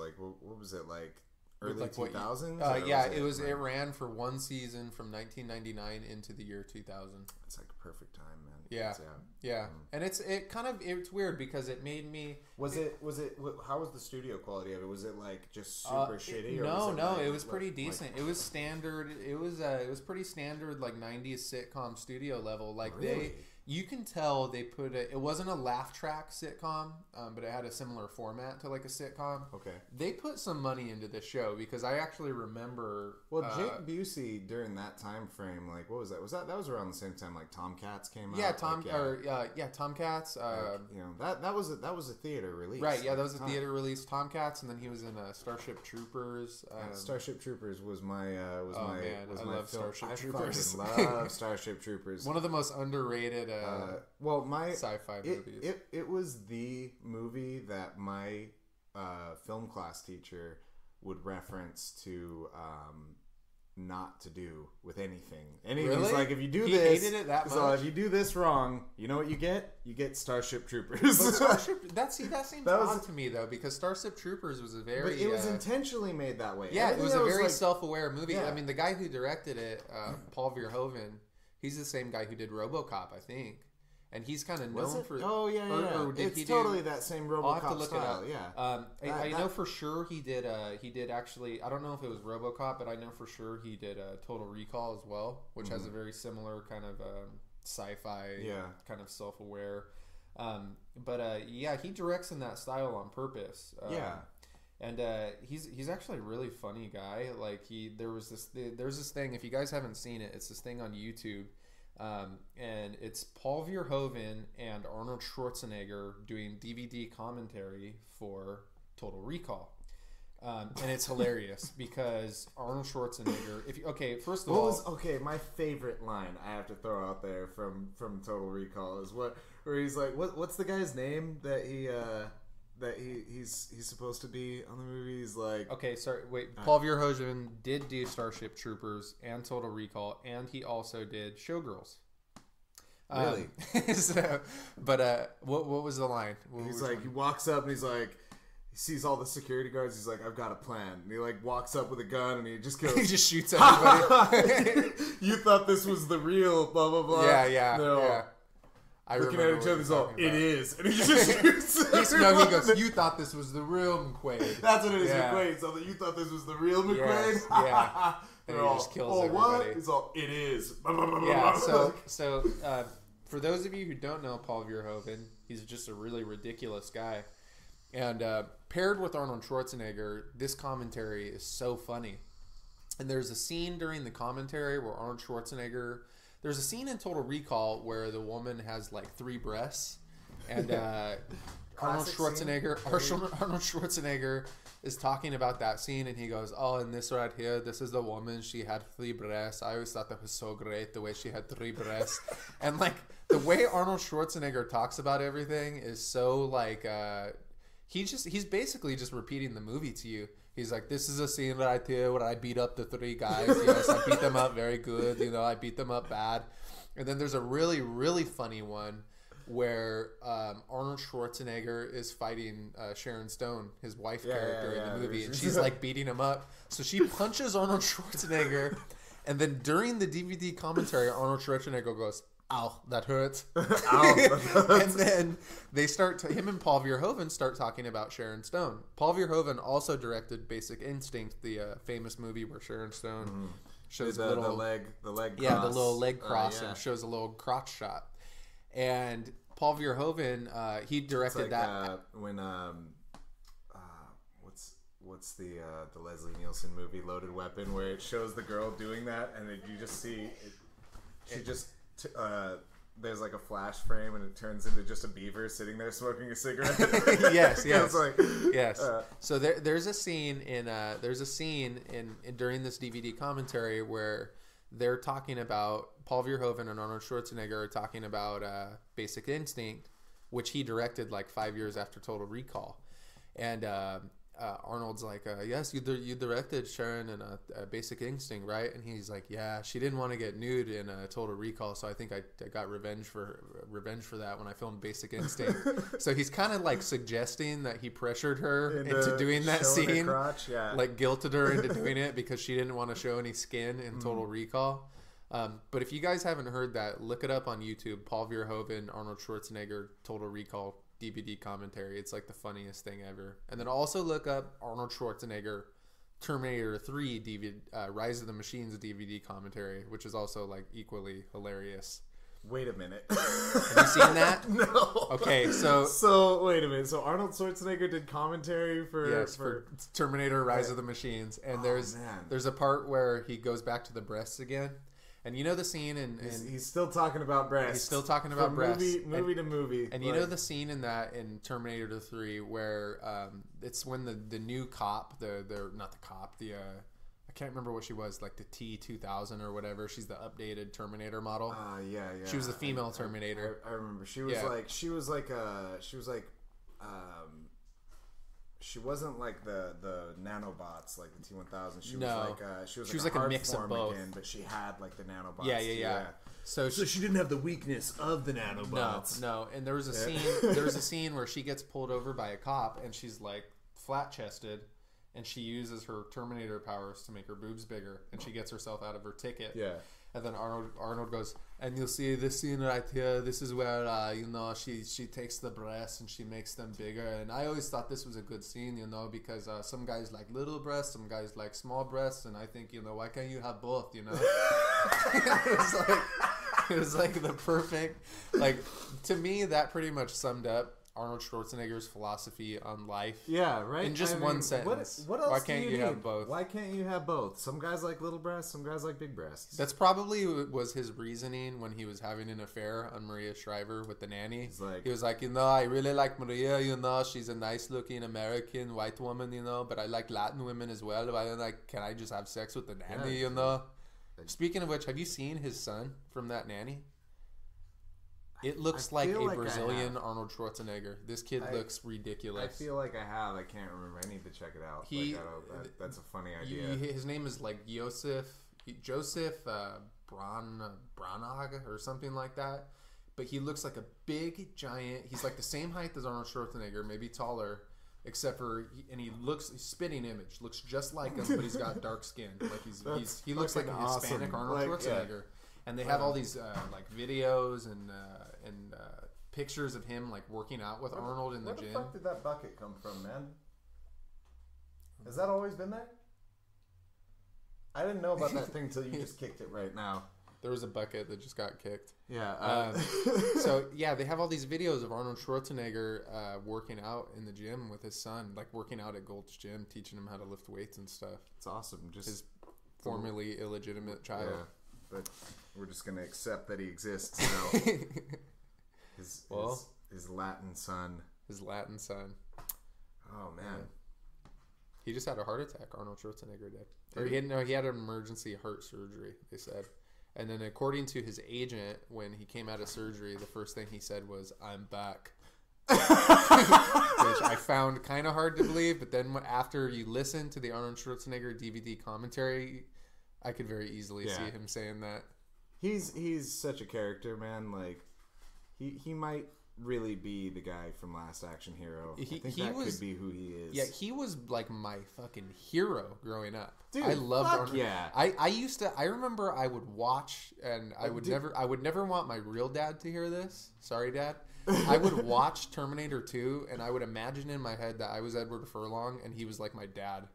I loved Arnold Schwarzenegger so much. We all we grew up in a really interesting era for movies. Like I feel like we grew up in the action movie era. Yeah, totally. It was like the golden age. It was like the golden age for action movies. Like nowadays, we have better, I don't know, technology, and we have better writing to make more serious action movies with. But we had this frivolous, let loose style of action movies. Sylvester Stallone, Kurt Russell, and they were fucking Nick Cage, Nicolas Cage. Travolta, you ever seen Virtuosity? That shit was a real movie. Well, and the thing is, like, movies back then were marketed differently. Like now, it's all about you're really marketing the title of the movie, the brand, sometimes even the director. Right. Whereas back then, it was all about the actor. Right, you're gonna pay to go see the new Stallone movie or the new Tango and Schwarzenegger. Cash, right? Dude, and that shit wasn't serious. We weren't expecting it to be serious. It was just.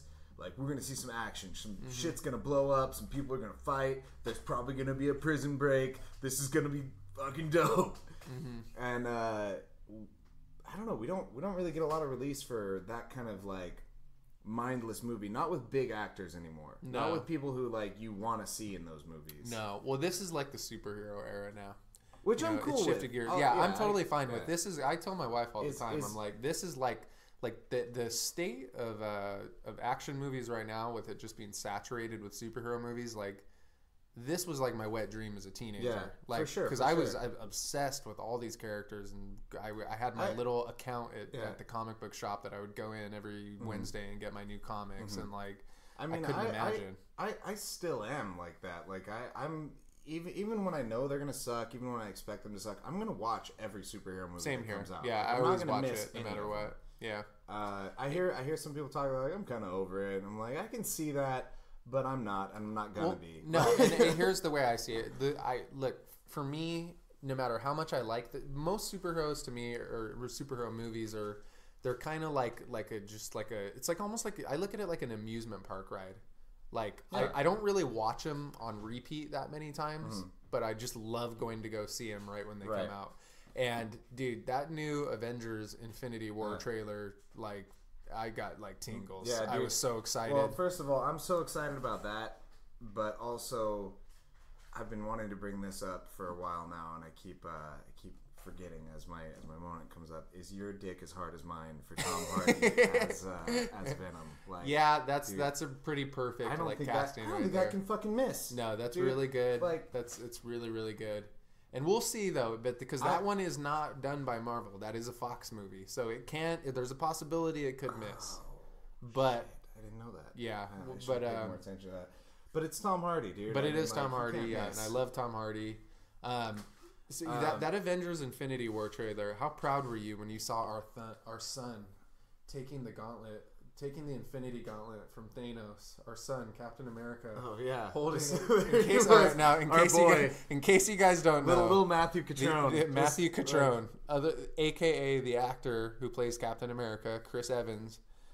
If you guys haven't seen it before, look him up. He looks like a perfect composite mix of me and Keith. Like they created him in a lab. Specifically the Gucci. Specifically his Gucci modeling ad. If you guys haven't seen it, it's like they spliced our faces together. Yes, and they made just a perfect human being. Perfect specimen. Matt Lovato's abs, and our fused face. Yes, it's a it thing sounds like a horrible amalgamation, like some creature in a sci-fi movie, like The Fly 2 or something. It's just gonna melt away and die in horrible pain, but it's actually quite beautiful. Speaking of which, The Fly is such a fucked up movie. Which one, The Fly 1 or 2? I'm talking about The Fly, the one with Goldblum, like the remake they did. I watched it for the first time. I always make it a point to watch. I saw it when I was really young. Okay. And then I watched it for the first time again on like Halloween last year. Super sad, fucked up movie. It's almost so brutal. Yeah, dude. It's almost not even it's almost not scary. It's just it's just sad, man. It's just really fucking sad. Like it's that guy just he was on that. That's how the Brave New World, New Frontiers crossing. Right. That shit can go wrong, man. Yeah. And I watched that movie, like I said, last Halloween I watched it. I was just kind of laying in bed watching it on my iPad with my headphones in, and Ariana didn't know what I was watching, so I just finished it, and I just laid there for probably like a minute, and I didn't say anything, and I was like, that movie was fucked up. That's all I said. Poor Jeff Goldblum. I was like, she's like, what? And I was like, I don't even want to talk about it. You wouldn't even want to see it. Tell me you've seen The Fly 2. I haven't seen The Fly 2. It's so good. You've got to watch it. Who's in The Fly 2? Playing. I can't remember his fucking name. He's that. He's kind of like that red-haired guy. He was pretty big in the 90s.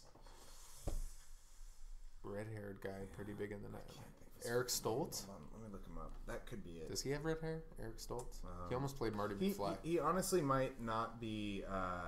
He might not even be red-haired. I have this weird thing with my memory where I sometimes remember people with the wrong color hair. I don't know. Like categorize them. Yeah, like exactly. Like I try to categorize them, and I remember the wrong color hair. It's very strange, but it's a real thing.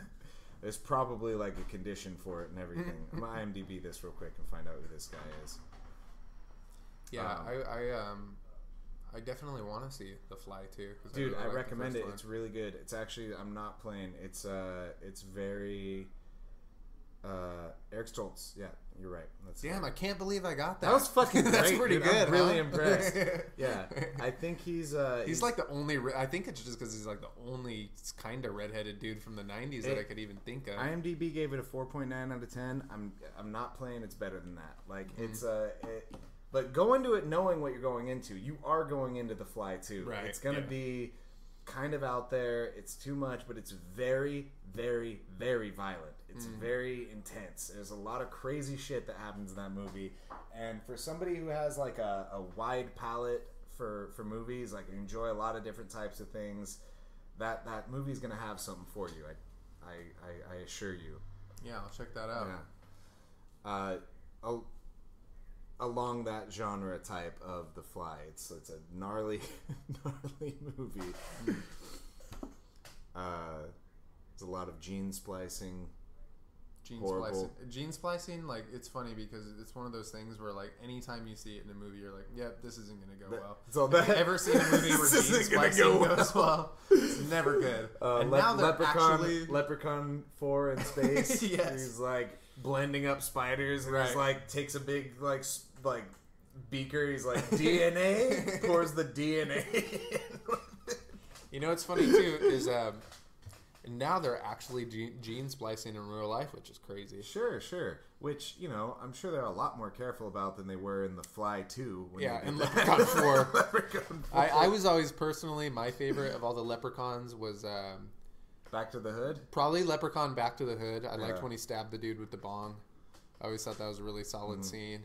I think the scariest of all the Leprechauns was probably number 2, though, where he's in Vegas. I think that was number 2. Leprechaun in Las Vegas. Probably. I don't know. All I remember about that movie is there was a scene where he pogo sticks a guy to death, which I thought was a pretty creative way to do it. And then there was a scene where he took a magician and he cut him in half with a chainsaw, which I also thought was good. Yeah, that's a. I think there's an art to horror movies and slasher movies that I think a lot of people they lose in the translation of viewing it. They just go, this is like blood porn, you know, garbage. Right. It's just like blah blah blah. It's all washed out. But like when I watch horror movies, I really am legitimately looking for the creativity in the ways that they set up the kills, the ways that they make it scary. Absolutely, that's the funnest part. There are details that you have to allow yourself to enjoy about it. I watched this one movie that had the best like make you jump scene. Terrible movie, nothing else that it had going for it, but it had the best make you jump like shot that I've seen. It was called like Ghost Month. It was like a half American, half Japanese movie. Didn't make any fucking sense. It was terrible. But there's this one scene where this girl's in a fucking library and somebody says something and she like turns around and there's this fucking ghost there. It's like, bah! And it like fucking made me fucking jump. That shit was good. Yeah, good jump scare is like that's there's nothing quite like that. There's this movie called Frayed, F-R-A-Y-E-D, and there's a scene in the beginning where there's like a camera rolling and you're watching it from this like home camcorder, and I don't remember, it was a while since I've seen it, but this kid like beats the shit out of his mom with a baseball bat, just beats her to death. Has nothing to do with the rest of the movie. That's absolutely terrible movie. Just a kid. Yeah. Wow. It's an absolutely terrible movie. Otherwise, doesn't have anything like scary in it. But this is the most realistic beating I've ever seen on a movie. With this guy, this kid beats his mom to death with a baseball bat for the opening scene, and it's like there's a fucking art to what they just did there, because this is like this isn't even a B class movie. This is like an F class movie. Right. Like, right. And this one scene is so goddamn realistic that it's like blowing my mind. I've watched like it one of those multiple times. Well, sometimes you'll see those scenes. It's not pleasant to watch. That's what I was either. gonna say. Sometimes you'll see those scenes in certain horror movies where, like it just churns your stomach, and you're like, oh, I don't. This is like fuck. Yeah. My point is that there's an art to it. There's something to be seen and appreciated about that. Absolutely. Like, there, have you ever seen? I remember there was this movie, we used to have it on VHS when I was a really little kid, and I always thought it was really disturbing. It was called Mikey. Did you ever see Mikey? Mikey, I saw. It's Mikey. about this Which like one is that? It's about this like little like 8-year-old kid who goes on like a rampage and like kills his families. You're talking about Milo? No, Mikey. Okay, Milo's another one that's like a little kid in a raincoat. Like, okay, no, this is different because he doesn't wear a raincoat. He's just like this asshole little kid. His babysitter is like, I can't remember if it was babysitter or his sister, but she's like in the hot tub with her boyfriend, and he kills them by dropping a boombox in it. Yeah, he just electrocutes a lot of people. I think. I think he tries to kill his mom with a slingshot or something like that. Like, it's just a really horrible movie, and I guess they banned it in a bunch of other countries, and they rated it. I think they rated it X. It actually starred the kid from Blank Check.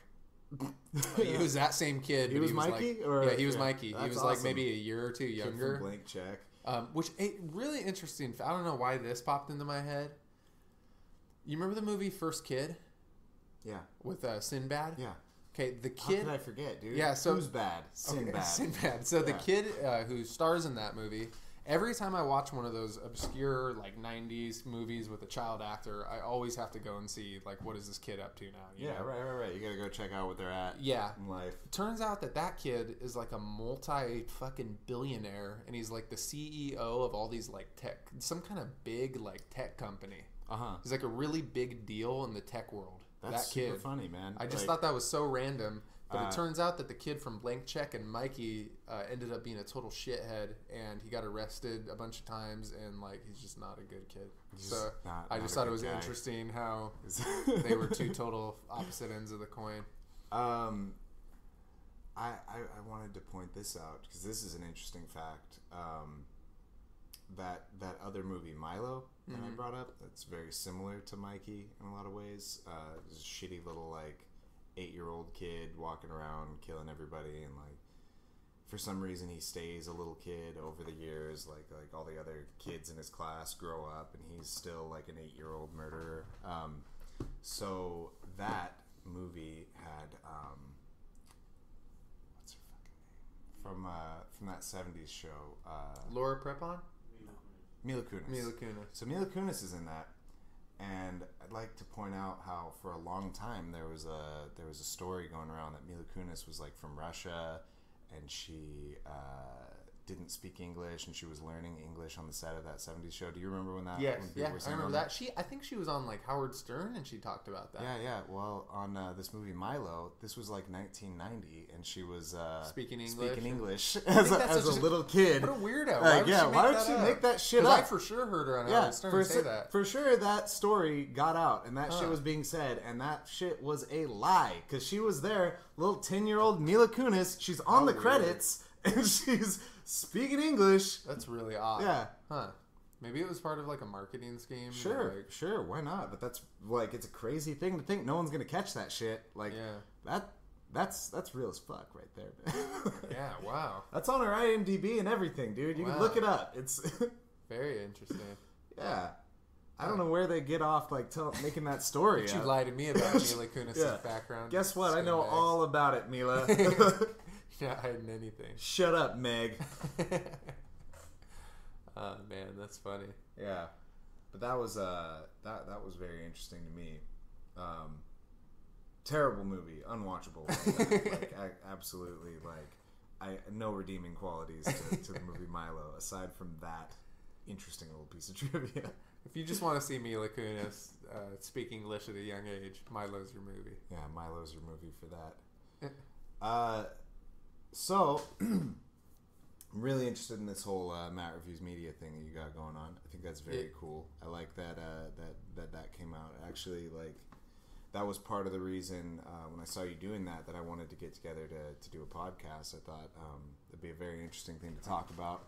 Because I think that's something that we both have in common. Is we have a very analytical viewpoint on the media things. Definitely, that we watch. And I really just started doing it because every time, like I said earlier, every time I would go to see a movie with my wife, I think pretty much just annoy the shit out of her because I would just be talking about it nonstop, and like she would like not want to hear it. Right. So I was like, maybe if I just make a media page for this and like review it, that'll kind of get it out of my system, and I won't bug her with it. Yeah, it's a perfect outlet. Exactly. And it kind of forces me to. I feel like because how we were talking about earlier, how you can kind of go into that rabbit hole where you're just watching a bunch of stupid YouTube videos all day.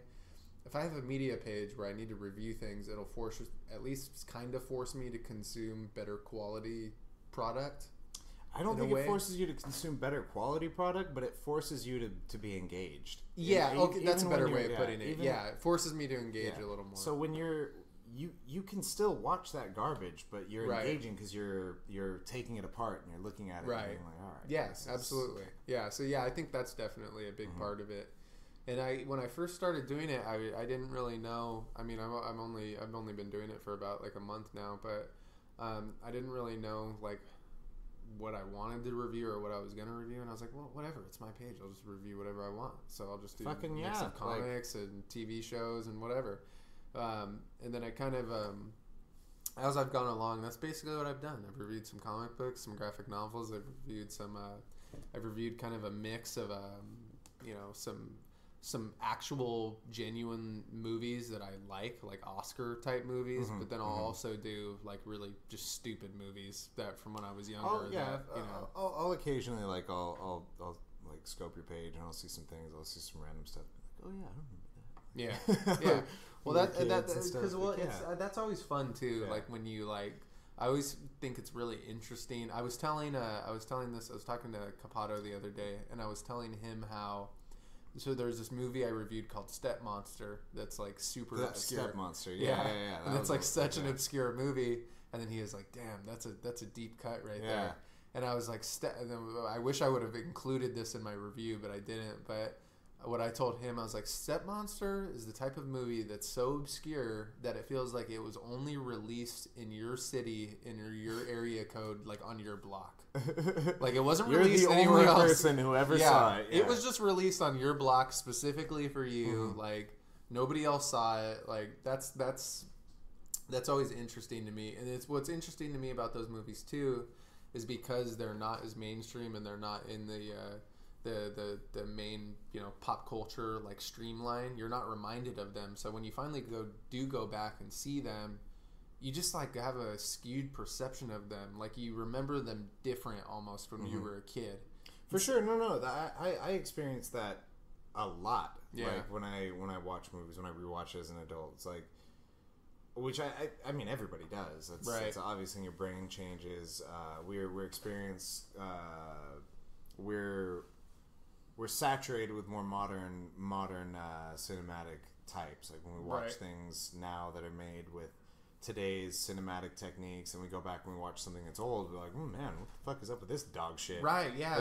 It's really crazy when you watch something that holds up. That's what trips me out. Yes. It's like, watch Jurassic Park. That shit'll blow your mind. Right. It's like 1991 when that came out or something? There's and a few good examples of that. Like Jurassic Park, Terminator 2. Yeah. It's that amazing. Shit's still good. Like it's pretty amazing. It makes you realize how far ahead of their time those movies were. Speaking of which, with the Jurassic Park, you gotta see Ready Player One. Like I cannot. Is it good? Yeah, I can't see you not loving that movie because it is full of every pop culture reference you can imagine. Right. Like I wrote a review on it the other day, and I wasn't like super interested in seeing it because I wasn't really like familiar with the source material or anything. To be honest, like what I see as someone who hasn't seen it yet, it's like I'm not that interested in a movie that's just about reliving all kinds of other movies. It has its own like it has agenda. Its own agenda. It does have some have some very kind of generalized like traditional themes, I guess you could say. It's almost like a digital like Willy Wonka and the Chocolate Factory. But it's just so cool because it has so many like I can't even tell you they have like Akira, the Kaneda's bike from Akira, like racing the DeLorean. And as they're racing each other, you've got the T-Rex from Jurassic Park that does the exact same roar, and King Kong chasing them. Like you've got that's cool. So you have and these aren't like spoilers; they're just quick little tidbits. There's a scene in the movie where you have Goro from Mortal Kombat and then the chest burster from Alien coming out of Goro's chest. Okay. They have, for the first time ever, a full-size Gundam on the big screen battling a Mecha Godzilla. Like, so it's really fucking cool. It's so much more diverse than I expected. All right. Dude, it's got everything. I thought it was mostly like, what's his name? Director. Steven Spielberg. See, I thought it was mostly going to be just Steven Spielberg things. No. They go into like everything. It's like everything that he's ever been a fan of, like in one movie. That's awesome. That's really cool. And like, it's so cool when the Gundam comes out and like you just hear you remember. Speaking of Kaneda's bike, though, I want to tell you about this real quick. Yeah. Have you seen the like? I don't know if it's like a 5-10 minute like trailer that fan thing that those people did about doing like a live action Akira. I feel like I have. When did it come out? I think it came out in like 2010 or something. I think I did see it, but I only saw. I vaguely remember it. It was super tight. I was so bummed that they didn't make a real movie because it looked fucking amazing. Well, dude, really that would be so like I would love if they could do that into a big but I would almost be worried that it would have kind of like the like a Watchmen effect where people wouldn't get it if they hadn't seen the anime first. Yeah, like it has potential to be a bummer too. Dude, I kind of thought that's what was gonna happen. Like when I was watching the trailers for Chronicle, like when I didn't really know what it was like about yet, but I saw like the one guy, he's coming out of the hospital all fucked up and he's like blowing shit up with his mind. He's like, bah! Like, yeah, it kind of it definitely did take elements of Akira for sure. For sure, that movie heavily influenced. Yeah. That's the funny thing too, is like, and it was almost like the guy who fought him in the end, his buddy, was almost like that Kaneda character, who was like kind of cooler, accepted in society, more of like. You know, and he's just like trying to help out his dumb shit friend who's like kind of a bitch who's got powers all of a sudden. Yeah, like, no, it's just like it, and that's what's really interesting too. Is that I feel like people don't realize is like I don't think there's one genre of storytelling that has been like copycatted more than anime, but hasn't been directly adapted. People want to hate anime. I have this conversation with people all the time where it's like. I tell them like, please understand that anime is just a medium. It's like like the fact that it is an anime doesn't mean that it's going to be one thing. Right? Or another. Yeah, and that's the thing. That's what I tell people all the time too, because most anime that I watch, I don't even like. But the anime that I watch that I do like, I really like. Yeah, it's like it's like one of my favorite things in the world when it's something I like. Yeah, Ninja Scroll and Cowboy Bebop. Yeah. See what else? Akira, of course. Akira, the original Ghost in the Shell. You know, I haven't watched that yet. I've been meaning to forever, but you'd like that. Yeah, I think I would. Let me see what. Can't forget Dragon Ball Z. Dragon Ball Z, of course. Yu Yu Hakusho. Yu Yu Hakusho. I used to love that too. Dude, every once in a while, I'll throw on an episode of Yu Yu Hakusho. Yu Yu Hakusho was good. Like, I loved the original. I loved the original Gundam even. I've been meaning to watch that too. It might be different. When I watched it, I was like a little kid, so it came out like in the 70s, so it's probably pretty aged now. But did you ever watch Lupin the Third?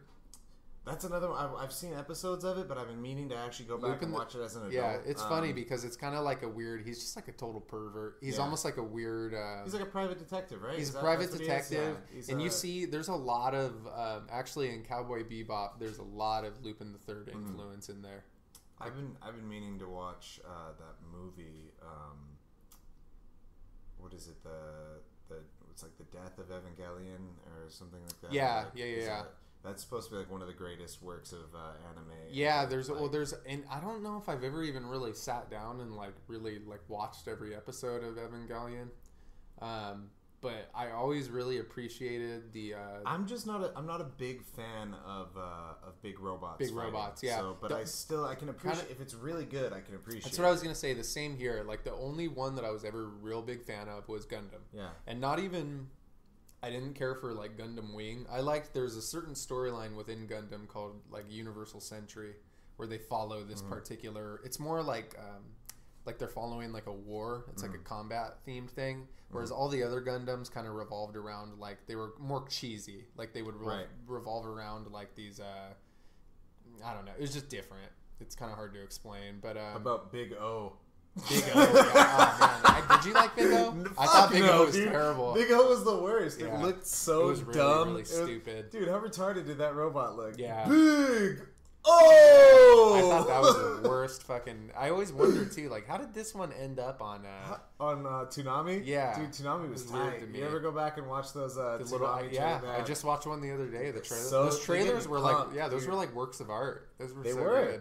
The Dragon Ball Z ones get me pumped. Yeah. I'll watch that before I train sometimes. Well, and they were they did such a good job of making you feel like, because like for anime is so popular now, but like back in the 90s growing up, anime felt like this kind of secret thing. Yeah. It felt like this thing that if you knew about it was like you had to go like get VHS tapes from like the weird part of the store. It was like there's the porn section, there's the anime and then section. There's the anime. Sometimes the anime section was like bled into the porn Yeah, section always. a little bit, like And then you would have to like go like if you wanted to know more about that type of like that anime, you'd have to go online and find some really obscure back in dial-up days too, when Yeah. it wasn't like easy to just go online and do shit. You had to like turn your entire house's like phone lines off. And everything, and then if somebody would call, they would get rid of your connection, and you're like, "Fuck." Yeah, and I'm on these web pages. I'm on web crawlers searching like anime shit. Yep. Toonami really brought that together a lot. Like, they did. Yeah. They did a really good job of importing because that was the first real. Even before Toonami, I remember Sci-Fi Channel did it. Do you remember that? No. Sci-Fi Channel used to have this thing. It was like Saturday night anime or something. I think you're right. Yeah. And on Saturday nights, Friday and Saturday nights, we had pizza and we'd rent movies. Right. So I didn't watch anything on TV. Well, and they would do more obscure stuff. Like I remember the first anime I ever saw was on Sci-Fi Channel when I was like 7 years old, and I remember it was called Iria, and it's just kind of a weird obscure anime, but. It was. I remember when I first saw it. It was the strangest thing to me because I remember they cussed a little bit, not a lot. There was some blood, and then I remember the girl had like huge boobs, and I was like, "What the fuck kind of cartoon is this? Like, what is this? This is like." It was crazy to me. Did you ever see the 45-minute Baki the Grappler OVA? No, I don't think so. Well, that was the first anime. Or you know what? I think you might have showed me that one time. It's great. I'm pretty sure you and Tony showed me that. And it's the one where he like where he kicks the guy's shoulder out at the karate. Yes. Okay. Yeah, you did. You guys did show me that. Then he fights the cord cutter guy. Yes. Like, he has like a different villains that he goes at it with. On that one, it's only those two that he fights. Right. Okay. It's like deep into the Baki story where he's already champion in the arena. That was the first one I ever saw. Like I watched that with my dad. My dad is very like anti-cartoon, but like for some reason he was just like, so Grappler Baki, the Ultimate Fighter. It was like he knew I was really into fighting stuff. I was like a little kid. He's all, the Ultimate Fighter. Let's check it out. We watched it, and it was like I fucking loved it. I don't know what my dad thought about it. I was just like garbage. I was like, this shit's fucking tight. I ended up. Have you watched the show, Baki the Grappler? The only thing I've seen of it is what you guys showed me. Dude, I highly recommend it. I used to train with this dude Johnny in his garage, and he would always be playing anime, and that's where I started watching Baki the Grappler, and it's super cool, dude. Did Baki do any actual grappling though? Because from what I remember, you guys showing me, didn't he mostly just like beat the shit out of guys with strikes? Yeah, he was mostly a striker. They called him the grappler, but he was a striker. Yeah, like they talk about it like the art of grappling is to be the best. Just like in like fighting. Just like in Street Fighter, Dalsim is a martial arts master of yoga. Yeah, right. Like yoga is a fucking martial art. Stretching his arms. I was like, it just shows how like little people understood martial arts back then. True, but actually, what's really cool about Baki the Grappler is it touches on real martial arts like a lot. Like it goes into like old school Japanese jiu-jitsu. It goes into like different types of kung fu, and it's like they talk about Chinese boxing. There's this guy who talks like that, and he's the Chinese boxer. He's like, my martial arts style has gone back 50,000 years. How can you hope to compare your fighting style? It's only been around for 100 years. I like how too, like people like you still will get that sometimes. Or I'll be talking to somebody and they'll talk about like, you know, like it's almost like they'll have this idea that the older martial art is, the better. It's like, no, it probably is not as good. It's probably horrible. It's probably a lot worse. I think that goes with most anything. Like even like when we go to do these like hot yoga classes and stuff, and we had this instructor the other day, and she goes, "There's this pose that they do called they just call it like wild thing." She's like, no, I want everybody to go into the Wild Thing pose. And then she goes, but it's actually not called Wild Thing. It's something that really bothers me. It's actually called an opening of the bleeding sacred heart, or like some like ridiculous. It's like, who gives? It's a stretch. Who cares what you fucking call it? Put yourself in Wild Thing. You're telling me that that just because that term that they used to describe it 2,000 years ago, that they made up, is somehow better than the term that they made up a few years ago? Like, who cares? It doesn't make it better. It's just like I hate when they get into the mumbo jumbo. It's like, just tell me what it's stretching, tell me how to do it, and I'm happy. I don't need to know the philosophical terms behind it. Yeah, it's I don't know, man. That's a really good point to take that from like the kung fu thing. Yeah, it's like, yeah, it's super old, but that doesn't mean that like who cares what you call it? I'm not really focusing my chi. Maybe I am. I don't know, but like I do that in other ways. So. Yeah, exactly. But yeah, man, I recommend it. I think there's a lot of fun things you would get out of Baki the Grappler. It's weird how it's full of actual martial arts information and knowledge stacked on top of silly, over dramatized anime stylistics, and it's a lot of fun to watch. But overall, what I really like about it is like it's this guy's fucking journey to become the best martial artist in the world because he wants to beat up his dad. Well, hey, that's the story of any fighter, of any great fighter. He's just on a constant quest to beat up his father. It's super funny. Like his dad is basically just like he's Yujiro. He's Yujiro Hanma. And he's just like a major asshole. He's a major asshole. It's like he's like invincible. He's just like this big red-haired monster who's like, they call him the ogre, and he's like, wow. And he goes like he's the best martial artist in the world. He's got like the number one Muay Thai fighter in the world like fighting him. He's just like fighting him with his finger. He's in like Vietnam, like breaking people's necks. He's like, what's going on? Shit. He doesn't need a gun. Dude, he's just like... He's like MacGruber. He just rips out throats. Straight up MacGruber, just ripping throats out. Exactly, dude. Like, it's super funny. Like, he's just this like hardcore dude, and like, and he bangs fucking Baki's mom, and he's like, "You will bear me a son, and he will be the greatest fighter." It's so intense. It's so ridiculous. You love it, dude. I'll have to do a Matt Reviews Media on it. Oh fuck yeah, that would be awesome. That's what I should do. Yeah, that's a good one for a Matt Reviews Media. Yeah. I think it's gonna be a hard center line with your like between good and bad, because it's got a lot of cool shit in it, and it's got a lot of really dumb shit in it. I think that's the best. When it comes to especially like martial arts type stuff in media, that's it kind of goes full circle to back when we started talking about Never Back Down too. Right. I think in order to have a great martial arts movie or a great martial arts cartoon or anime or whatever it is, there's also got to be some silliness peppered in. Like look at like Kill Bill, or like look at it's almost always.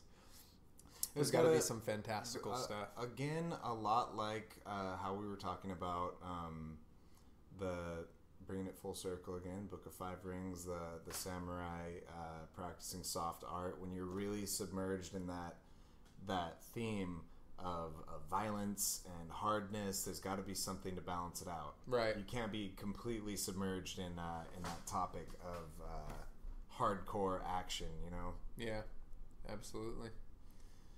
Yeah. So let's see, what time are we at right now? We're at about 2 hours and 20 minutes. It's 1 o'clock. I gotta work in a half hour. Work in a half an hour, and I gotta meet up with my family. We're doing lunch, so we gotta wrap this up. Thank you all for joining us today. I think this has been a lot of fun. I hope we can get together and do this.